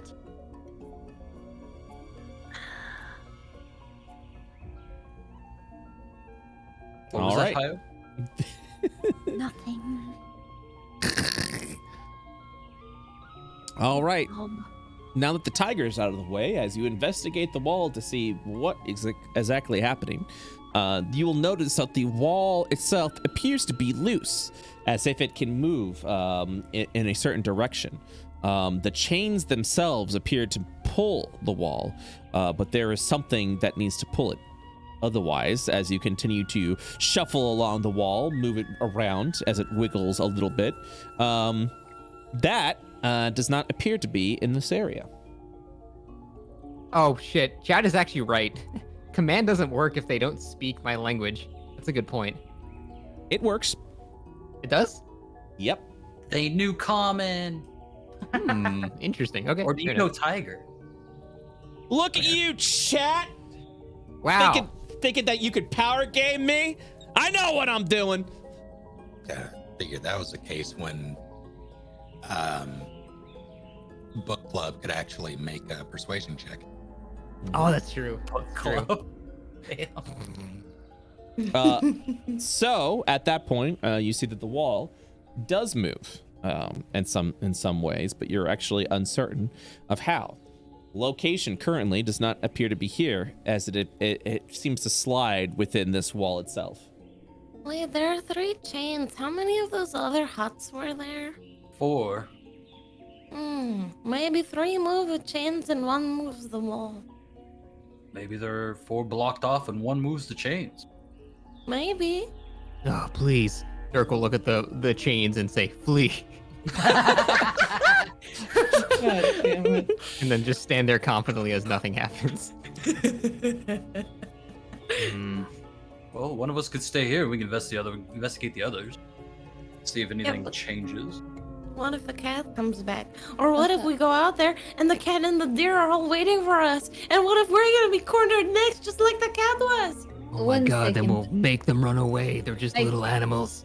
I can check that. I put Hunter's mark on the tiger. Oh, very good. I suppose we should go check out the other structures. Oh, this is gonna be really awkward. I just made this thing leave. It's gonna be like sitting outside. We're gonna have that thing where like I walk by and I'm like, oh god, this is gonna be so awkward, man. Oh wait, it's a tiger. I don't care. so wait, we can't get through the wall. Not yet. All right, hold on. Okay, there we go. So, jeez. At that point, you will ascend back up. Jesus fuck. And as you ascend out of the ruins, you will see the saber-toothed tiger standing there, growling at you angrily. It is at this point, as you guys approach, you see the tiger change shape. I fucking knew it. as a naturey man stands before you, God damn it, it was Druth. I should have second guessed myself. walking forward as you are leaving, and it will speak up. You intrude upon our lands, outsiders. We'll have to ask you to leave. And who are you? I am a member of this enclave and a guardian of a lock. That you guard a lock? Is that a name or an object? He nods. I guard a sealed object that keeps darkness at bay. Your intrusion here endangers that. It seems a threatening form was not enough for you, so perhaps words will persuade you to disembark, to leave. We're not here to break anything. If somebody else came here and broke stuff like all your nice pots downstairs, I'm really sorry about that. But we're actually trying to protect the natural world and a lot of weird stuff that's going on. That's why we're here. Well, what brought you here exactly? We were searching for a set of arcane stones that may have been, well, sealed. He stares directly towards Eric. A stone with arcane markings upon it? Aye, that it is. We know that it may unlock a path for us. A path that may lead us to the answers we're looking. Well, that rock is currently being taken care of. You do not need to see it, nor do you need to interact with it. You are forbidden from seeing this rock. Now be gone. But that rock is... It might be a way to give us answers on something happening in the world that's really, really wrong. It's causing all sorts of animals to become really unnatural and scary and kind of combine with one another. Give me a persuasion check. Okay. I slap her ass with guidance. There it is. 1d4, correct, for guidance? Yup, all of my characters have guidance. Get fucked! Roll a 1d4. Okay, so with a 16,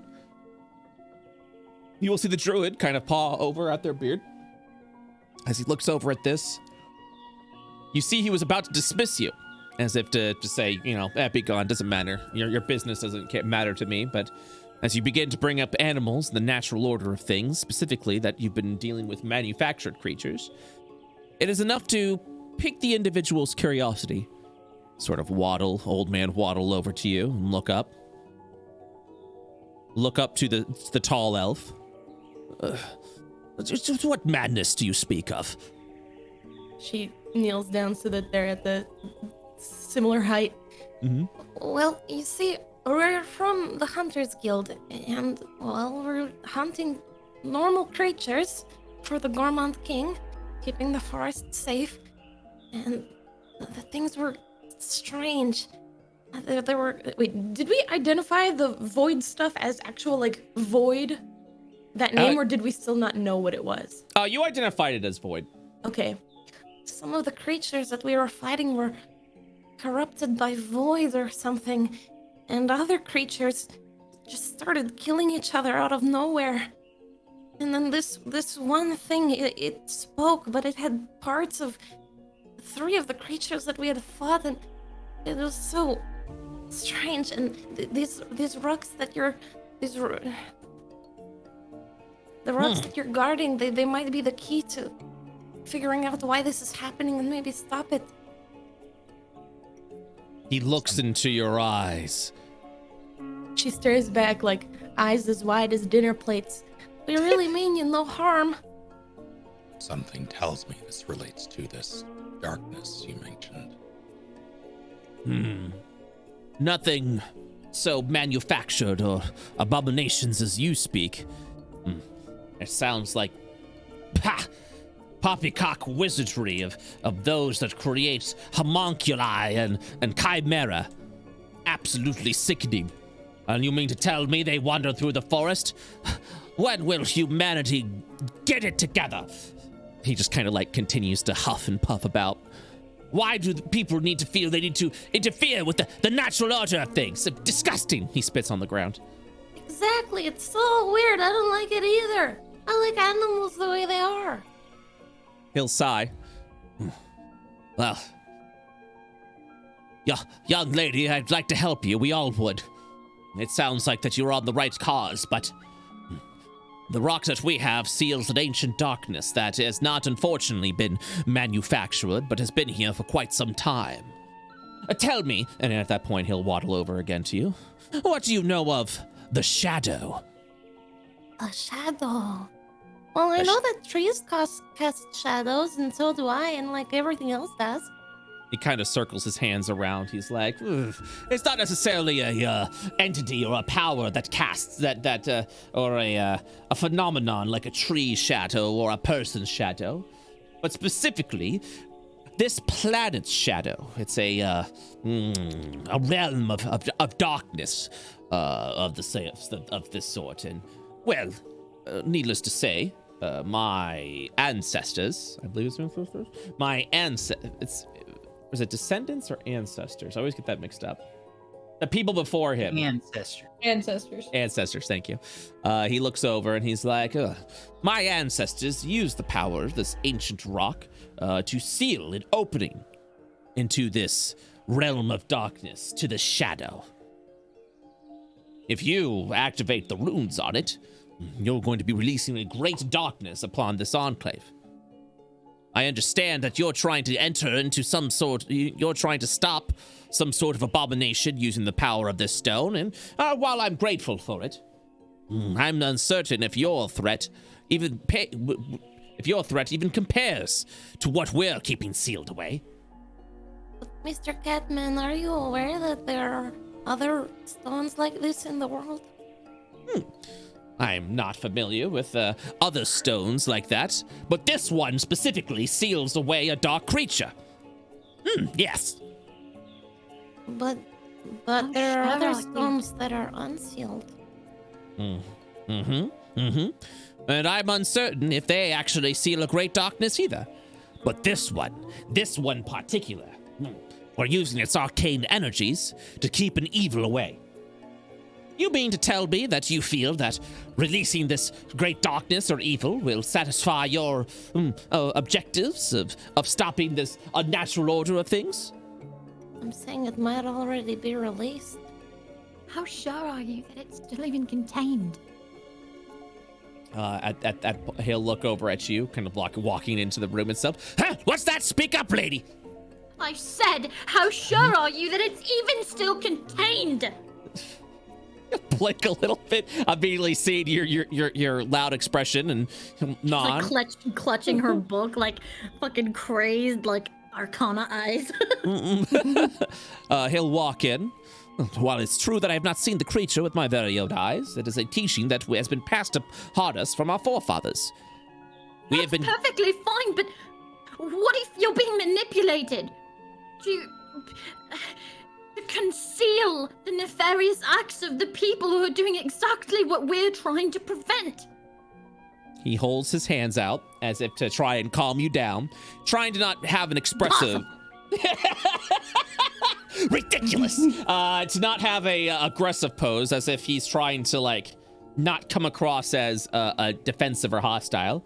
He holds his hands out and says, well then, young lady, how can you prove otherwise? This is what we've been taught for hundreds upon hundreds of years. Our ancestors, our forefathers have continued to teach that a great darkness is sealed within these grounds, using the stone itself to keep that. How can you ensure that this is all poppycock? He tilts his head to you. I can't. But at least I'm willing to make sure. You would blindly believe the forefathers that told you it was there? What if your side is poppycock? He smiles. My side is what I've been taught. It's what I know. It is what I have a great belief in. You're a stranger to these lands. Why should I start to believe you now? Well, Master Guardian, perhaps we're just... He turns around over to Eric, startled. Perhaps we're getting ahead of ourselves first and foremost. We don't even know that the stone you are guarding is the one we are searching. Perhaps we could just take a look at it. And I mean, if you don't trust any of us, then just at least let Hayo take a look at it. He'll look over to Hayo. Hayo and Eric, give me a Twitches. persuasion check at an advantage. Hayo twitches.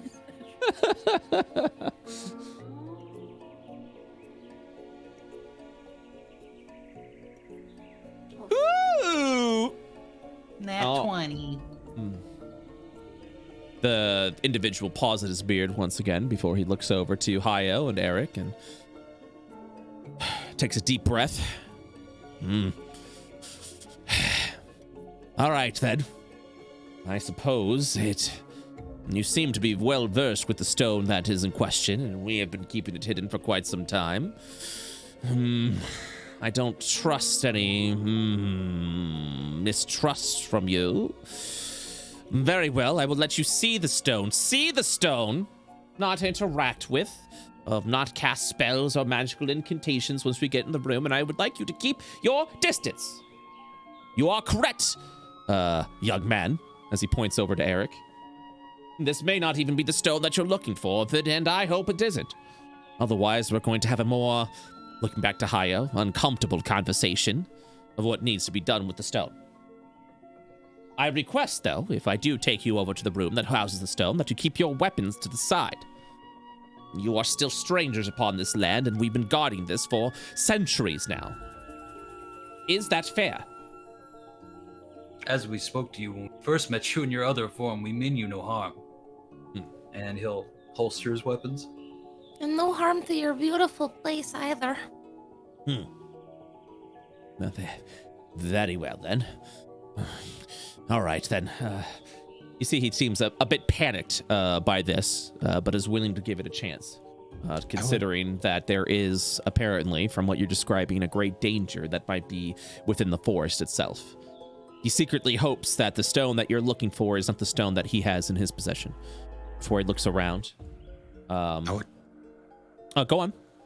If at all possible, I would just like to give him a once-over and insight check him. I'm not terribly interested, but I'm... You want to make sure he's not being deceitful? Yeah. Okay, yeah, please. Feel free to roll an insight check.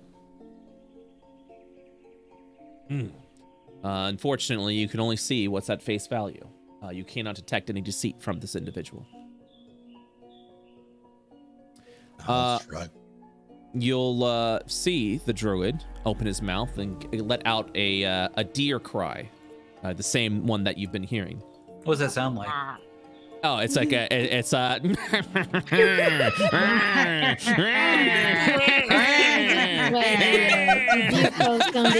into Wario. That's a penguin from Batman? Look, you fuckers wanted to hear it. I'm just giving it to you. Like pushing me against the locker. Hey, do your deer cry, nerd. And I'm like, hey. And you're like, hey, what's that, Wario? Get out of here. My lunch money, dude. So the deers, once again, prounce into view, as they all... I love that. Or pounce, what's the word I'm looking for? Prance? You know, Prance. I'm gonna go with prounce. Prance. They're- I they're like prounce. probably- You know, sometimes I make up words, but I think I'm being That's more a good word. effective. Thank you. I mean, yeah, it's pounce and prance at the same time, so prounce. Oh, They you pra- did not Love it. mention you were a quintuplet. Side note, the DM will use NPC tokens that look the same. Use your fucking imagination. Oh no, he's a quintuplet. What? Are you saying we all look alike? That's incredibly rude, young lady. Can't you see Sir, that? I am a fish. I hear that a lot where I'm from. You understand that? Quite. Yes, indeed. As they all. Yes. So, he'll nod and say, open the way. I wish to show them the stones. They'll all look at each other nervously before they nod. And then once again, turn back into deer, each of them heading over to a different location. You'll see that one go over there. This one goes up there. That one goes over there. They change back into their druidic forms and descend down. This one will nod and say, allow me to speak with my elder. He has been, not exactly the most reasonable of individuals ever since his daughter ran away. He'll mutter under his breath before he descends down into the stairs. I'll follow. Did you guys hear that side quest?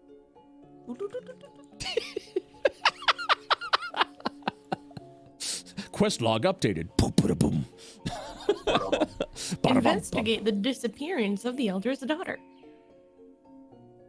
I didn't even hear that. She's just like, fuck you. I'm assuming we're all following, you yeah. sketch the room. he walks by. Io, as you follow the individual, he'll turn around holding out his head. It's like, young lady, please, wait just a moment. Allow me to speak to the elder first before I invite you down. Ooh, Io, what do you do? She stands there awkwardly and just kind of like steps back a few paces. He gives you a thumbs up. She gives 2 thumbs up. Dirk T poses. The DM punches Dirk. Don't T-pose in front of me. Oh my god, did you see that? An acorn fell on Dirk's head. It is so curious that they're so concerned about this shadow when there's already so much darkness in the world. Yeah, especially where I'm from. All right. I mean, I can understand that kind of hesitation, being told thousands of years that you're holding back some kind of shadow upon the world. Most of the time, it just ends up being to protect something because crazy people find hoarding things helps their sanity when, keep the treasure in the family, stuff like that. Yeah. But it is curious what Hayo said. Maybe they are being lied to as well. You see it all the time, sadly. Why do you think people bury their treasure out at sea? You're telling me there's gold down there? They find stuff every once in a while. Old crazy men like to hide their treasure chest thinking that nothing will find it in the ocean. Well, lo and behold, I go foraging for kelp and oh, look, a treasure chest. What was the best treasure you found? Ooh. Very pretty ruby necklace once. Had a very sad engraving on the back of it, though. From somebody's dead lover, I believe. Oh. I wonder if their heart goes on. Eric has a heart attack. Apparently their heart didn't go on. Russ, get out of my gate! No, I'm kidding. Wait, are you saying that the dead person made an engraving? No, it looks like the way it was treated, it seemed like it was made in loving memory of someone. Oh. Weird. As you continue this Humans are discussion, so sentimental. as you continue this discussion, the druid will once again step forward, stepping up specifically over to. Boop, boop. As he walks back upstairs, and he will kind of have a an uncomfortable face, as if he's just had a conversation that didn't feel good. And he says, as he then states, at this point in time, all right, the elder has permitted you entry to see the stone. See, he points at his eyes. Don't touch, don't do.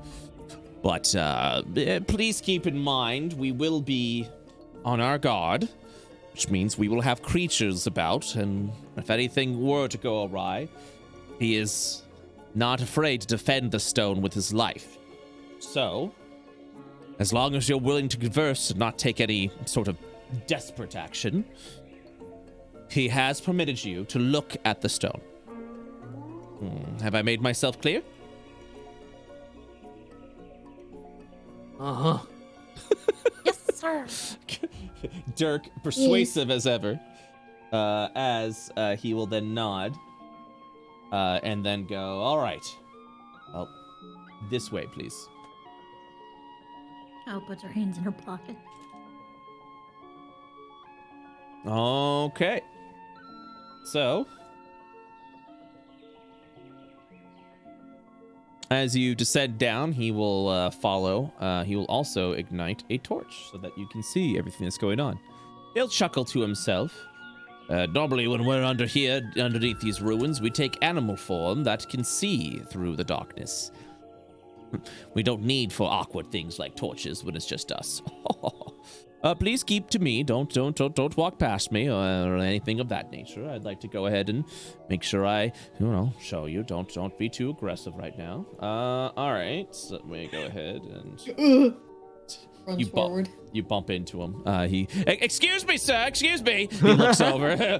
Pat. Okay, that's right. Right back there, please. All right. Come this way, please. This way. He'll continue to walk over. You'll see that the walls themselves have been the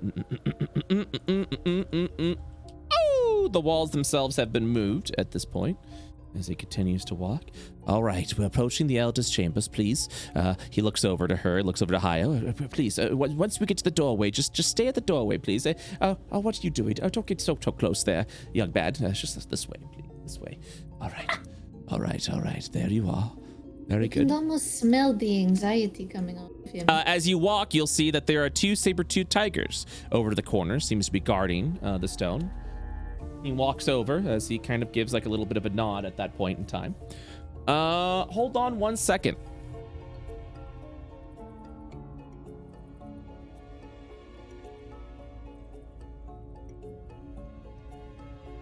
I'm just looking at my notes real quick. There you see what appears to be an elderly halfling man with ferns and moss upon his beard, and an elderly halfling ghostwise halfling standing over there. My people. My people. You'll see that this individual also a ghostwise halfling. Ooh, I love the ghost one. He steps forward, kind of motioning his hands a little bit. The elderly man seems to be a little grumpy, a little begrudged, before he says, Yes, welcome to our tribe. I understand that you are visitors here. Is that correct? Searching for some sort of ancient stone with some kind of arcane markings. Is that correct? Yes. You. He'll point over to Hayo. You're the one that was brought up, correct? The one that is to identify the stone to see if it is what you're looking for. Yes, I merely want to look at it. Step forward, no one else though. He'll look over to the rest of the group. You are to look with your eyes and study its physical qualities. We have a keen smell when it comes to the arcane magics. If you attempt anything of the sort, or to cast any spell, is good, then I'm afraid, and he just looks over at the saber-toothed tigers, as he stares at them, you see the tigers sort of like begin to surround the stones a little bit. I will have to stop you at any means necessary. Do I make myself clear? Yes. You make yourself clear. He nods. Then step forward. And he walks over. The woman itself remains quiet. She gives a smile over to Hayo with a nod. Smiles. Showing like all her teeth, like. Very I well. will approach the little thingy. Oh. He will look at you. She will look at him. Well, he'll say, as if he thinks you've already looked at the stone. Sorry. I'll look at the stone. Mm-hmm. You are free to make an investigation check. You can also use an Arcana check. The Arcana check itself is specifically for lore reasons, but you can also use an Arcana check to activate the stone, if you so wish. Pepe laugh. Just say fuck these people and just activate it. Welcome to D&D. You're free to do whatever the fuck you want. Fucking Hio turns into a druid. You see the tigers snarl and growl at you as you try to identify the stone. So I used Arcana to identify the other ones. Investigation does this one. You could use Arcana if you'd like. Investigation is just to see if they share the same traits. Arcana can do the same thing, but you can also specifically mark, I'm using an Arcana check to activate the stone. I'm using an Arcana check to investigate the stone. You scared the shit I'm like, oh, it's about to get spicy.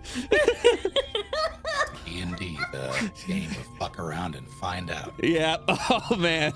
As a DM secretly, I'm like, oh, please fuck around and find out. As you investigate the stone with your arcane knowledge, a 15 is sufficient enough to know that this is one of the locking rocks needed to unlock the Spire of Euclid. The old man will repeat himself again. Well?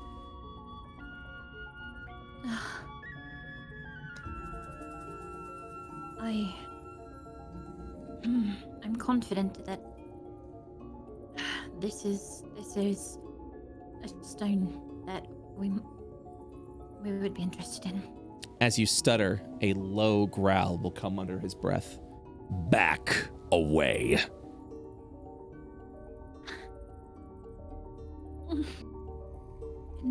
She holds her hands up like you know, no harm. We don't want to do anything with it. He repeats himself. Back away.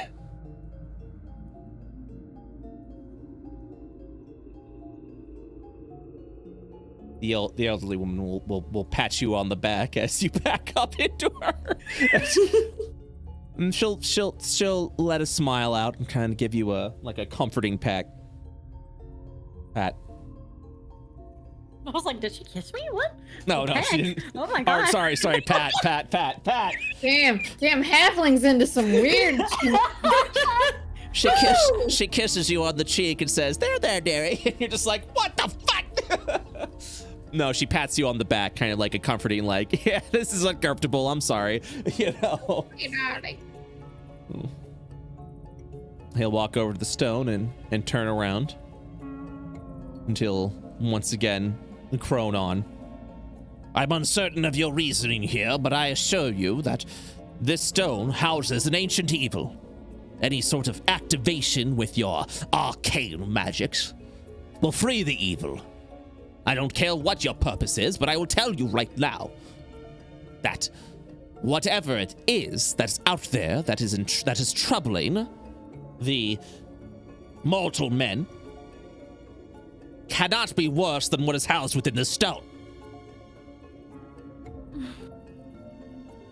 When I activated the last stone, what happened exactly? Did it open or anything? It illuminated as a ley line trailed over to the spire. Okay. Do you mean that there's something inside that stone? He'll growl.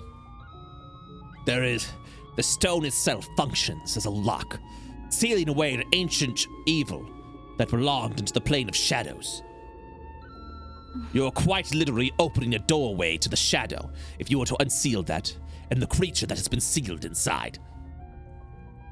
It is an ancient evil that we've been protecting and keeping sealed for quite some time. Dirk will take a step up and just ask, Please. Yeah. When was the last time you saw this evil? He looks over at you. Well, if we saw the evil, then clearly we wouldn't be doing our jobs well. It's been sealed here for hundreds upon hundreds of years since the birth of this planet, since the birth of Io. So no one has ever seen it. He nods. Do you have... The stories we've been told have been enough. Do you have texts? Something tangible that I can compare my notes to? This is... She kind of composes herself and... This is... incredibly important. To the creatures that live around here. You have to at least have a little bit of interest in that. Being as you are. Please give me a persuasion check. The man himself seems to be incredibly furrowed in his ancient ways. I have a big fuck you sign on my nose that I can't see. He glares over at you and says, "We have some documents, yes, but I don't see how that's going to be relevant. If you're curious of the creature, then perhaps some knowledge of it may help set the stage for you." At that point, he will walk over. The saber-toothed tigers continue there, and as he begins to rummage through a variety of pots themselves, appears to be that of a homeless derelict man. The elderly woman will go over to you, Hayo, and smile as she looks up, or looks to you. What is your name, dearie? My name is Hayo. Oh, Hayo Arigun. oh, what a beautiful name. You remind me so much of my daughter. And she smiles. Oh, she must be wonderful.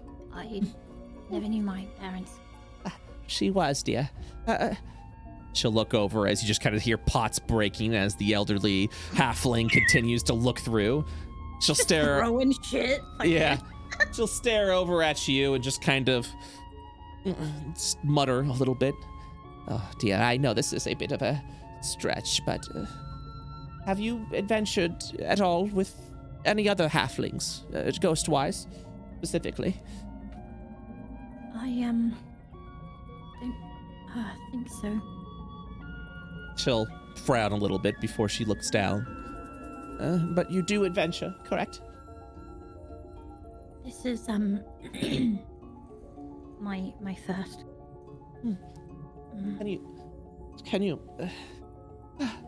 Can you do me a favor, dear? Maybe I can help you with this. She looks over once again. Pots continue to break from the north as she looks back at you. I'm afraid my daughter got into quite a bit of a sizable argument with her father over there.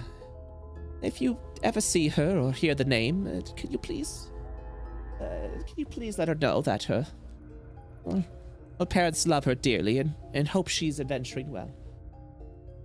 I will pull out her book and kind of write down what was her name. She smiles. Kyron. Her name is Kyron. Kyron. You motherfucker.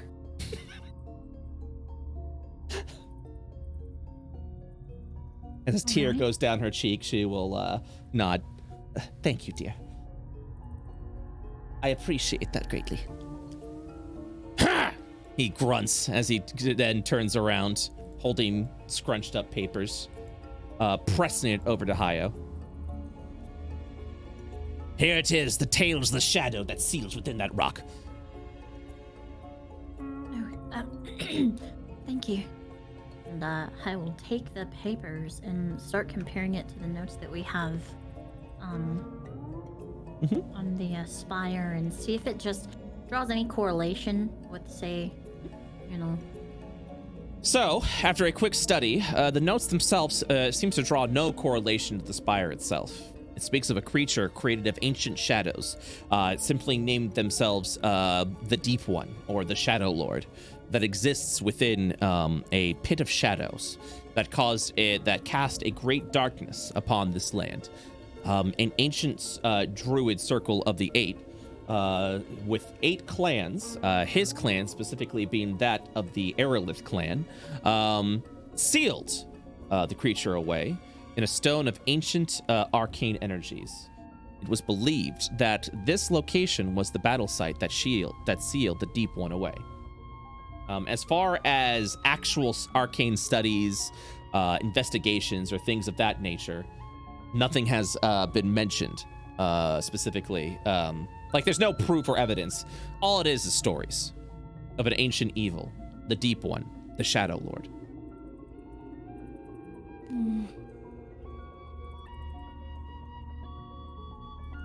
I guess I was more looking for, like, if I could recognize the writing style, or if it, had the same writing style from like of the anything books? of the other rocks. Just to Abs- see if maybe it was made by the same person who did the other rock. Oh, are you talking about the rune inscription compared to the other rune inscriptions? Is that what you're specifically looking for? And just specifically looking for to see if, like,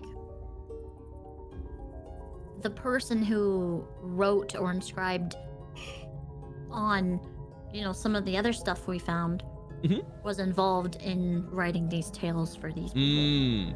Oh, yes. So if you're specifically looking for, like, similar writing styles from your actual studies, from the books, they do not correlate. This you can tell this is an individual of a different writer with a different thought process.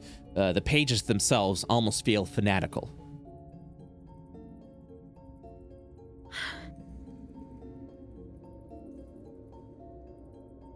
All right. I don't see any. And she kind of looks hesitantly at the old man. Like, very close. He's staring you down right now. She kind of looks at her companions and shakes her head at them.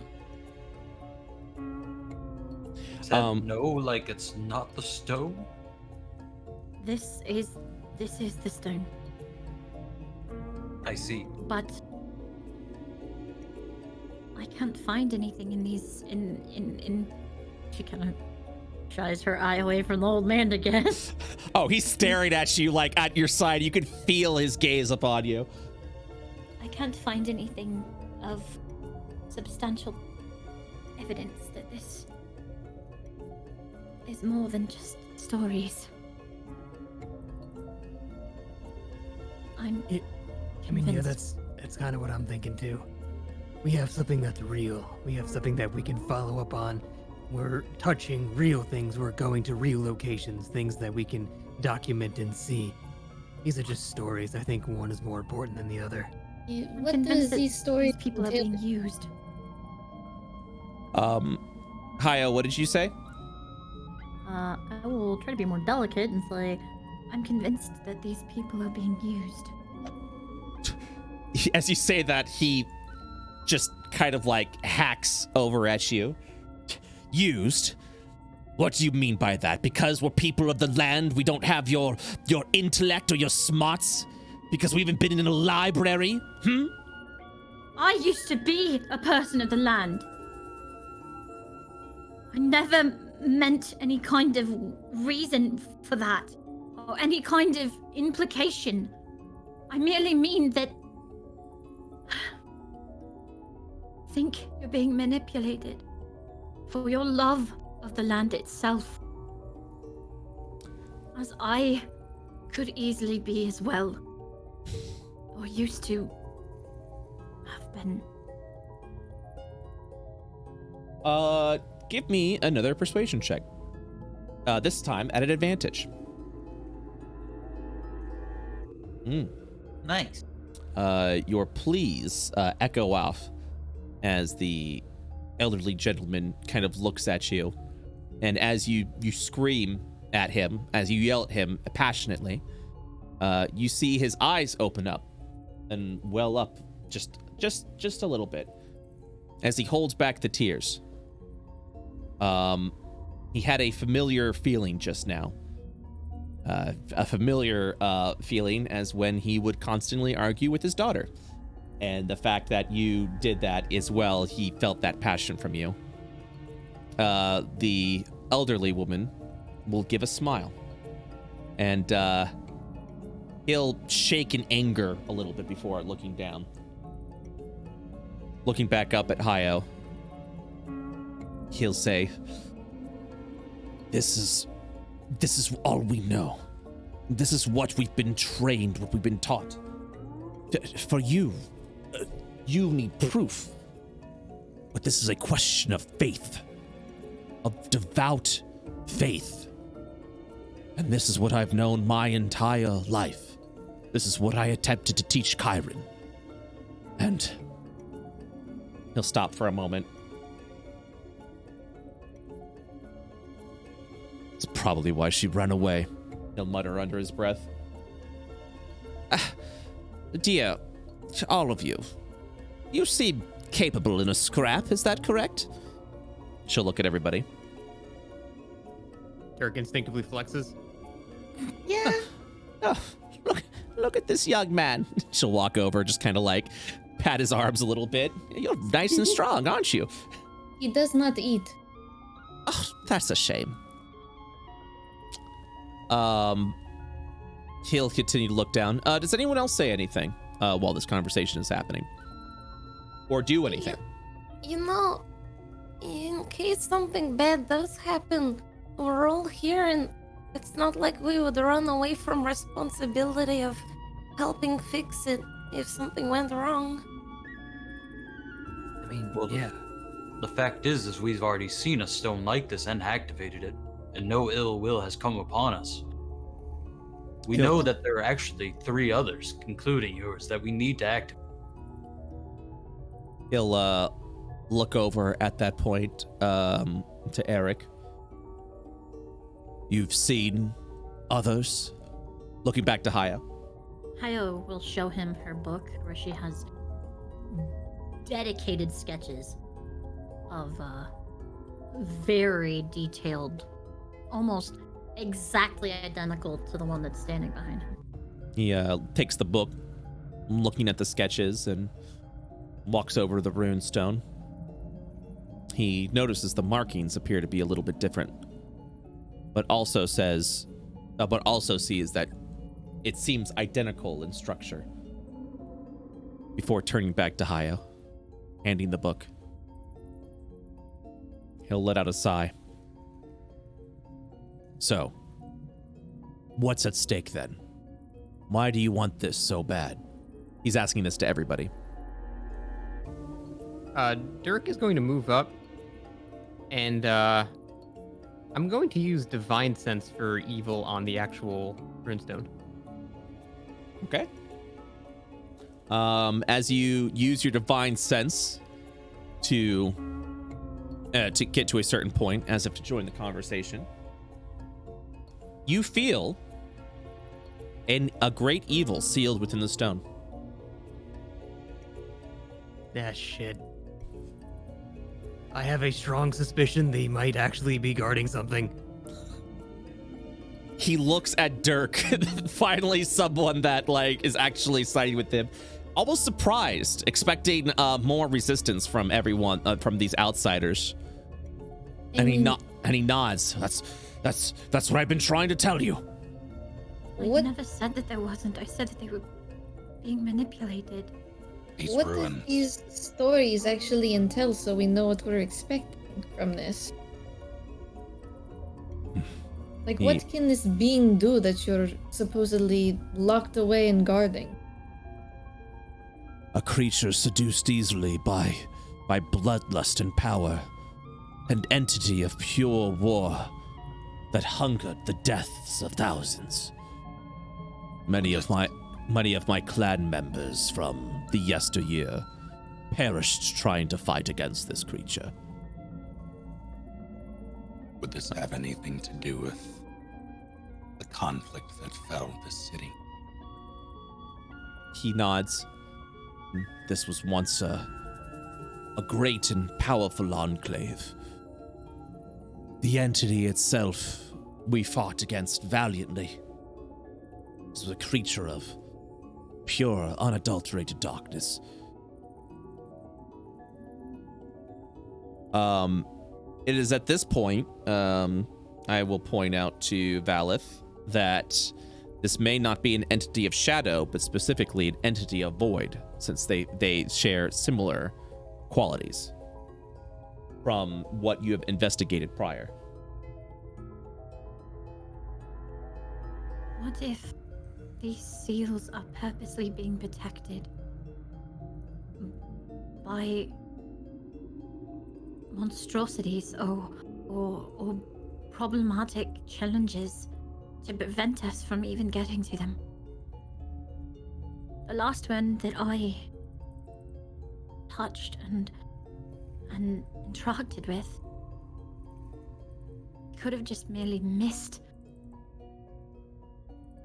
whatever might have been guarding it. He will look down at your statement. Now looking at the eyes of these outsiders, warming up to their purpose that, in a way, you all are devout protectors of good as well. Something that he is doing and protecting. He turns around to the stone once again. He looks back to his wife giving a soft smile. And a small smirk will kind of like form on his face, it's almost reluctant, but kind of like knowing. And she smiles, nodding back, and just says, "Well, if you feel that you have to, it has been a while." And you'll see her at that point leave the room. He sighs as he looks over to Hayo, to Dirk, and simply states,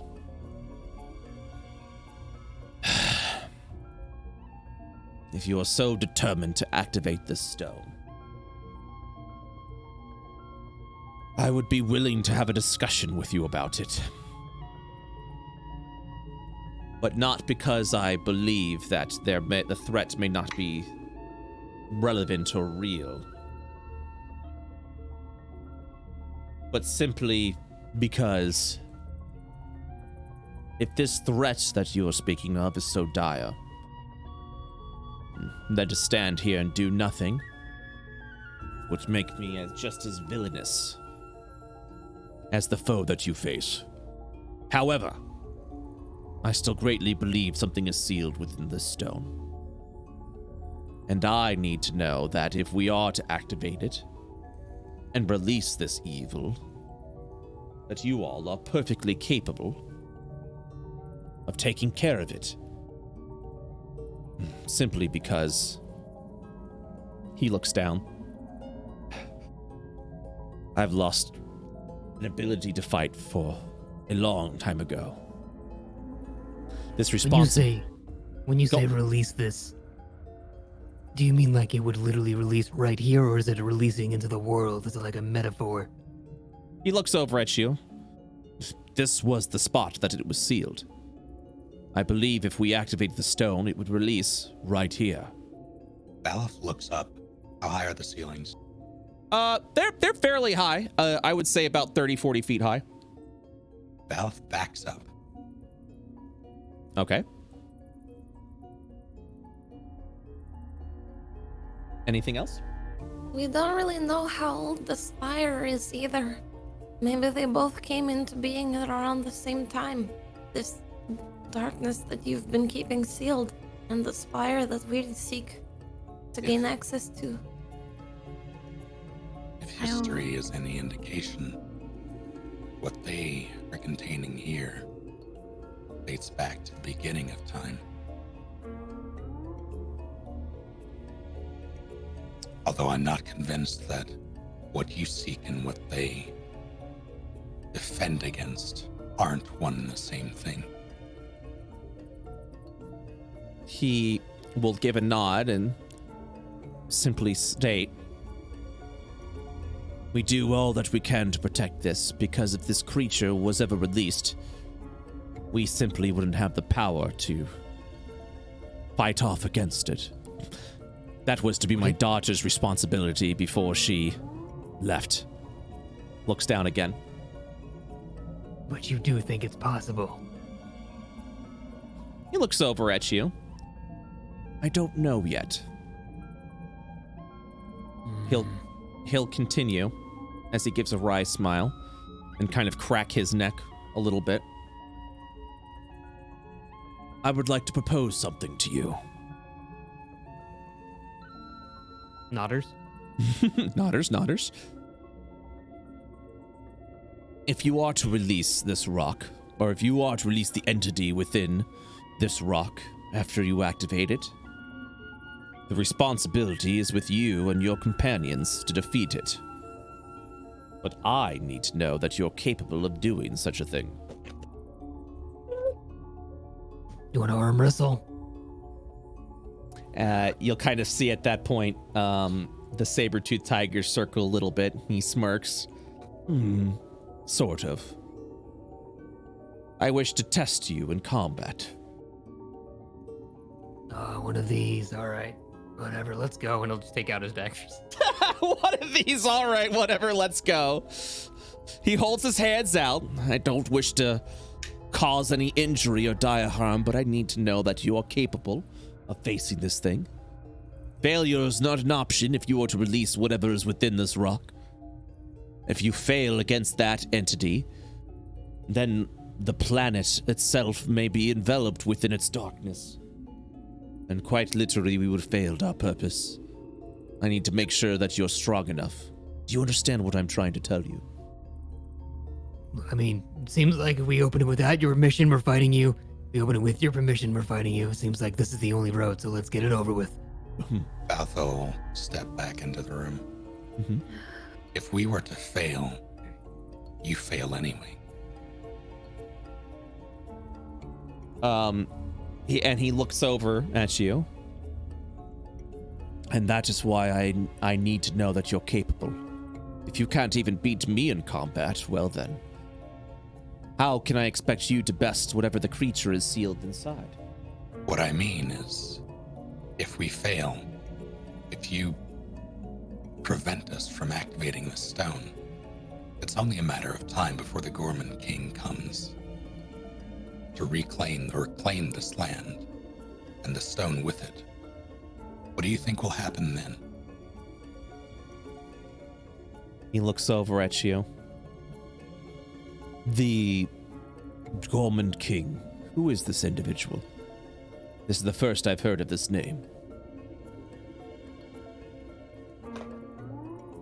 Dirk is just in Final Fantasy battle stance right now. Dirk Humming in continues his to, head. yeah, Dirk continues to pose as he's like talking over with Valeth right now.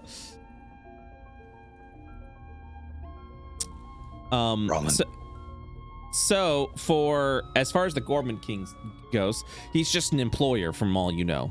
He's a rich man that seeks the fine feasts, but other than that, not much is really known about him. For all intents and purposes, a conqueror. And from what we've been told, the man who's creating these abominations, or at least plays a hand in it. So, Valeth, what are you trying to do? Are you trying to persuade a point, or like what are you trying to get across here? That if we're not strong enough, even if he tests us and we lose and he prevents us from opening it, he's fucked.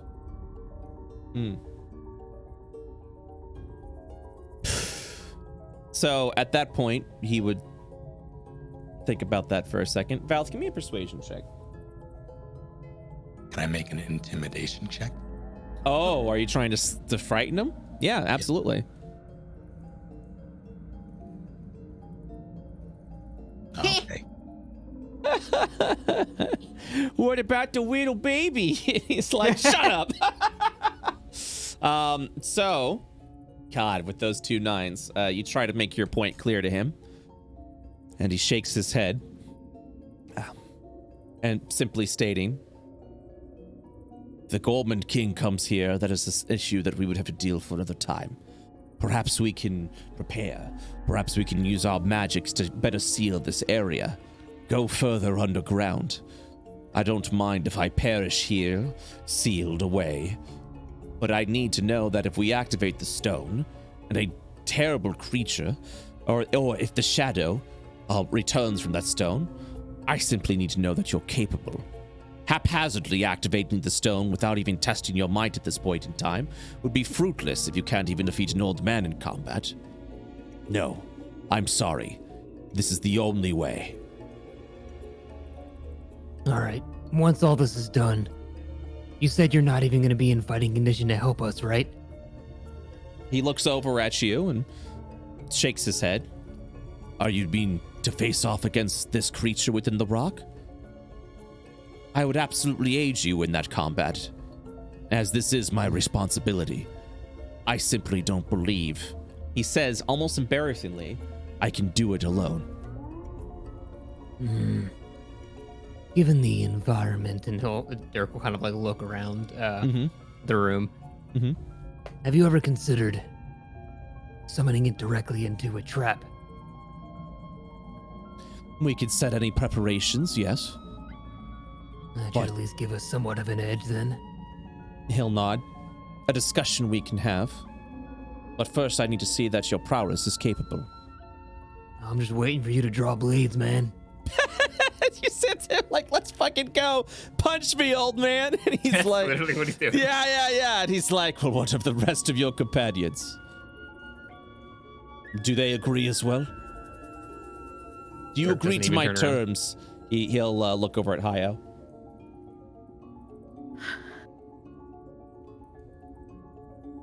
I really wish that we didn't have to fight.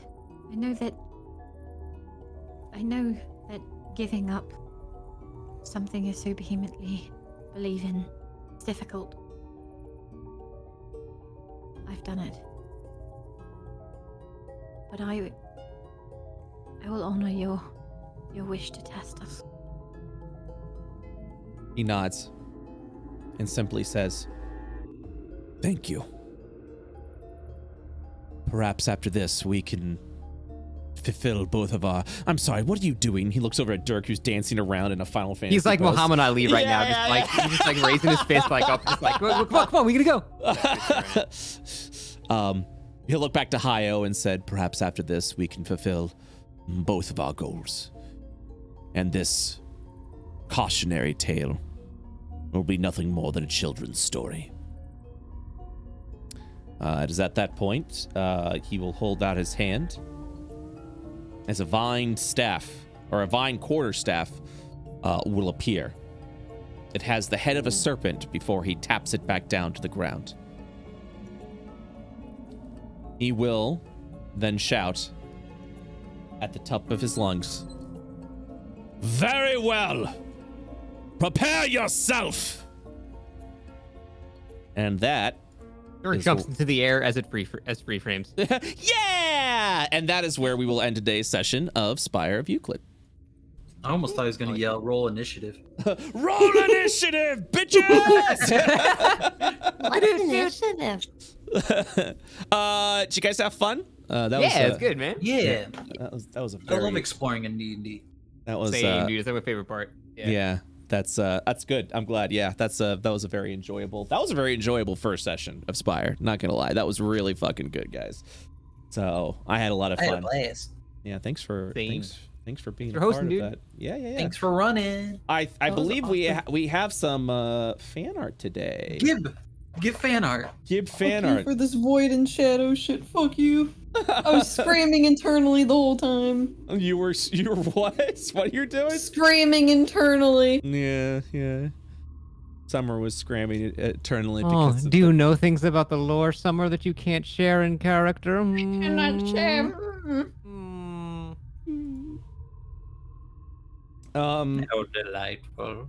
I saw Masay in chat screaming. That was a player's, one of the players in a different campaign's parents that you're currently talking with. I had a feeling. Yeah. We could have murdered them. You could Then have. they'd remember us forever. You could have. It would have been fucking terrifying. I remember when I was like writing this, I was kind of a little scared because I was like, oh man, I am literally introducing her parents over to you guys. Do you guys Like, hopefully they won't be murder hobos. Yeah, exactly. We'll see what happens. You never know. It's D&D. Oh, Bearbot went all out today, so I'm super excited for this. And then we've got others. Oh, there we go. We didn't want to even kill the tiger that was swatting at us. Yeah, you guys were. I'm not gonna kill yourself. Oh, this is... I feel like you guys wanted to. Yeah, great RP all around, guys. I think you all did amazing today. That was such a mysterious episode. It was fun. Yeah. Next time on Power of Euclid. There's a 90-year-old woman, the announcer to the show. What happened? That's all we can afford. It's all we had. She was going to My retire. age has no force Barry. to show how awesome I am. At the very end, it's just old Hio telling the story. Oh, are Around the you fire. gatekeeping? Hey, that means I lived. Vulcan? Hey, That means I live. Yeah. And Wow, that's yeah. And 74 years. And I that's lived, how bitch. and that's how I met your mother. And you're like, what the fuck? And then she throws the book into the ocean, and it goes. And then I find the book, and then I put it in my library. Okay, I think this is good. Hey, there we are. Let's go ahead and give it a give this a looky loo. Perfect. Yeah. Hold on one second. Transform. I miss him. There it is. He's just looking Cool. there. You miss? Did you say you miss him? Ew. Oh my god, you'll see him next week, dude.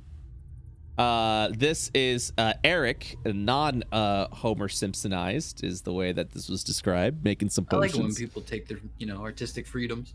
Yeah, Yeah, it's him. that's him. Impossible. His skin's not Who do you bright think? yellow. Who do you think this is? I don't know. Is there a nerd under that book? Not a nerd. What Always about this is. one though? What about this one? Who? Oh my goodness. Please read the book. Not nerd. I like these serious pictures of Nami, or just of Nexi. It's just so freaking good. Does anyone see a face on the guitar, like near like the top, like the I tuning see. knob? It's going, oh. Ready for something Aw. sad? Yeah. Hey, I have that. You picked it up. Yeah, I kept it. I kept his little hat. You kept his little Aw. hat. You can put it on your head at any time because you guys are like the same size. Yo, check this shit out though. Oh my Yeah. god. Hell yeah. He's a Oh, god. Wait, God. is Valif also bald and he has a comb over? No, it's longer hair. Okay. I can't really tell from the thing. From the art, yeah. Yo, he's a bit of a Chad though. Look at this guy. What the fuck? Jeez. Oh boy. Hot damn. And then we got Eel. eel with knife. This eel's gonna Just fuck shank a you bitch. up. Oh my god. Oh, what the fuck? This one I found a palico. Yeah. Yeah. Little palico. Put Look at this down guy. the knife. Why Oh, is he's your very upsetty. Why is your eel so violent? Oh my gosh. I mean, if you see the picture of him, he does kind of look aggressive. Why can your eel hold things? That's concerning. Someone drew the memory stones of the stones that you have found so far. This is really cool. I like this. I love handouts like this. I love little runes like that. That's awesome. Thank you so much. And before Hio turns into a druid after this experience. Oh no. Who dat do? Baby. Don't touch that nerd. The mother will never take it back. Who dat do? Oh, fucking look at that! My Roomba. That's perfect. So fucking good. It's all connected. It is. It's All so- connected. Rock, not glowing by the way. Damn Hugh. Look top I left thought it was glowing, corner. too. Bottom left I now. What did. on the tie? What is happening here? What is this fucking? Oh my god. This was What such a story. This was amazing. It's so good. It was like a scavenger hunt. I did. Look, I was like top left corner. What? Bottom on the time? That's a nerd. That's all connected. Oh my god, that's amazing. Oh boy, look at this. Look at this. Is that the druid? Oh my god. Old druid man. Oh my god, I was like so fucking It's quintuplets. Yeah. Excuse me, pardon me. And then we got this lovely little piece of fan art. Yes. Oh, thank you so much. Eel me, brother. Appreciate that. Someone made season 1 fan art, but they posted it on Twitter, not Oh yeah, let me I know. I linked it in our talking chat. about. Yeah, link it. Oh yeah, I saw that. Yeah. Oh.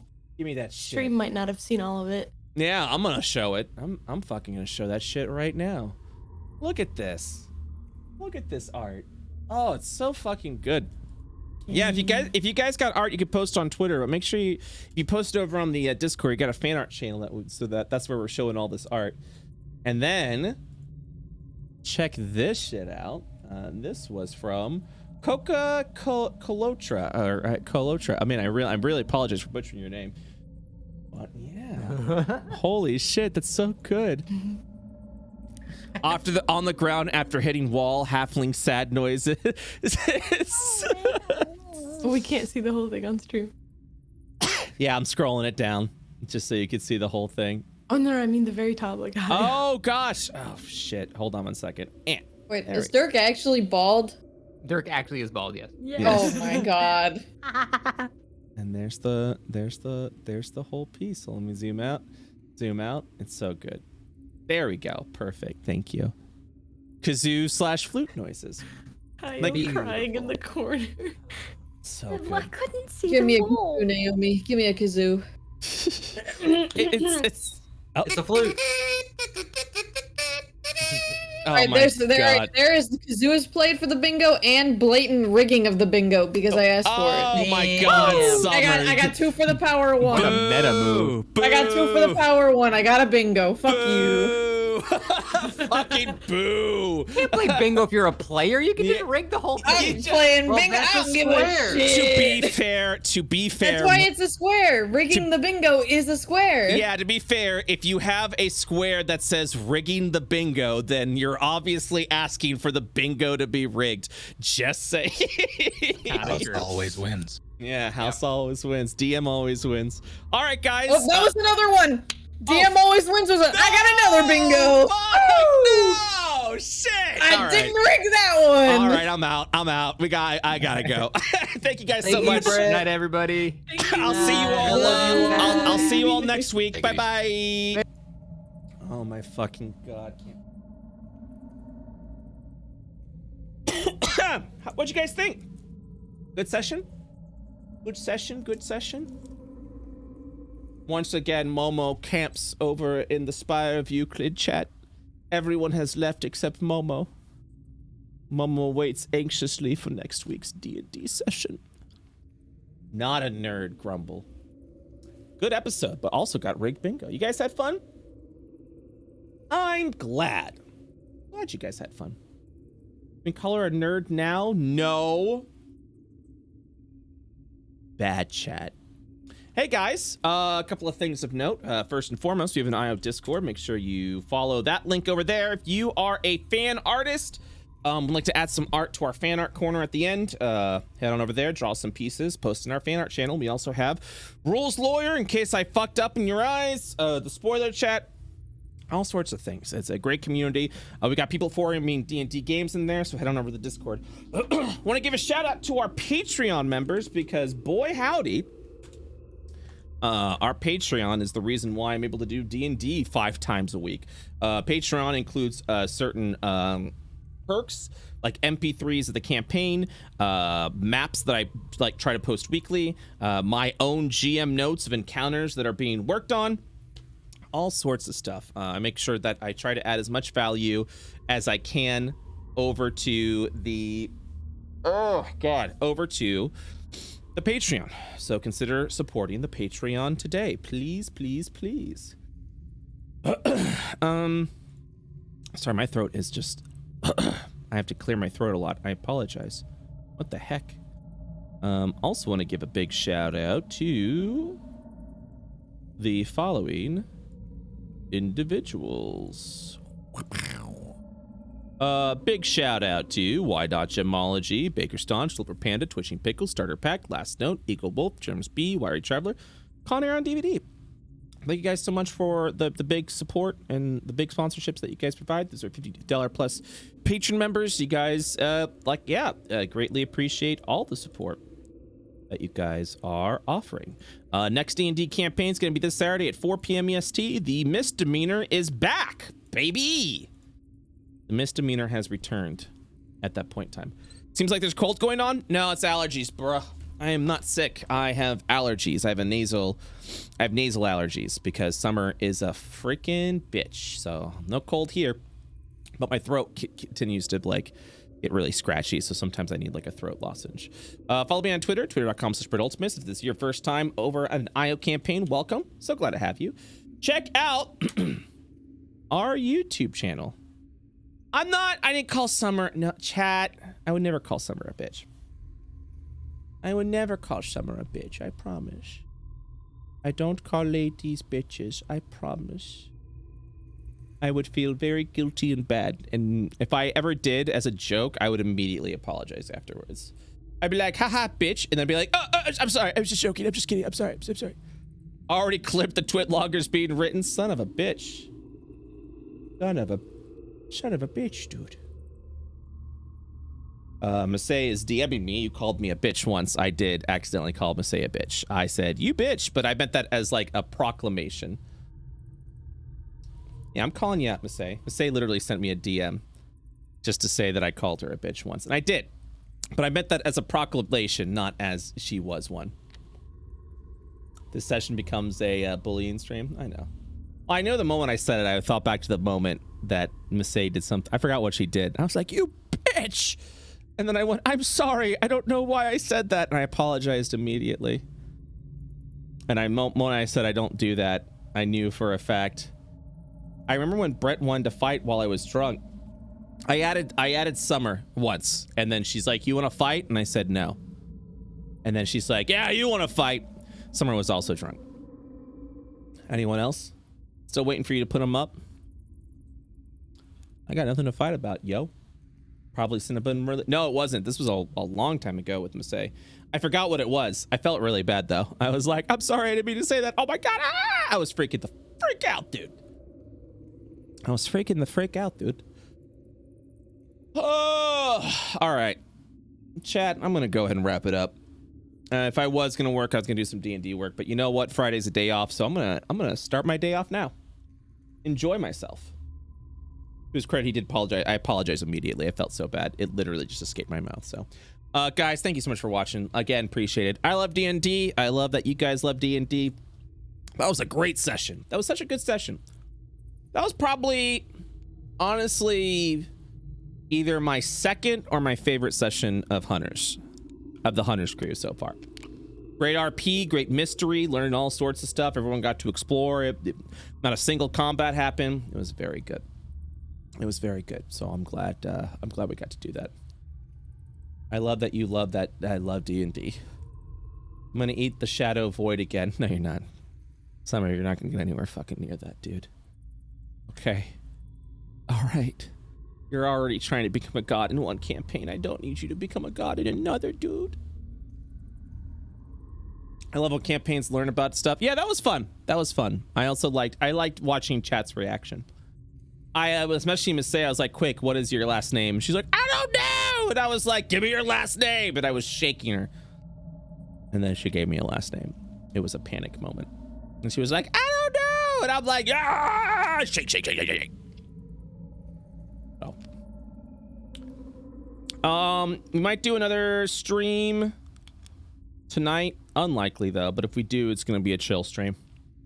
I want to do some more fishing with Masay on Final Fantasy 14 and hang out with Masay, and that would be a good stream. But I don't know if I'm gonna do that tonight. I might do that off air. I might hang out with Masay offline tonight instead of stream it.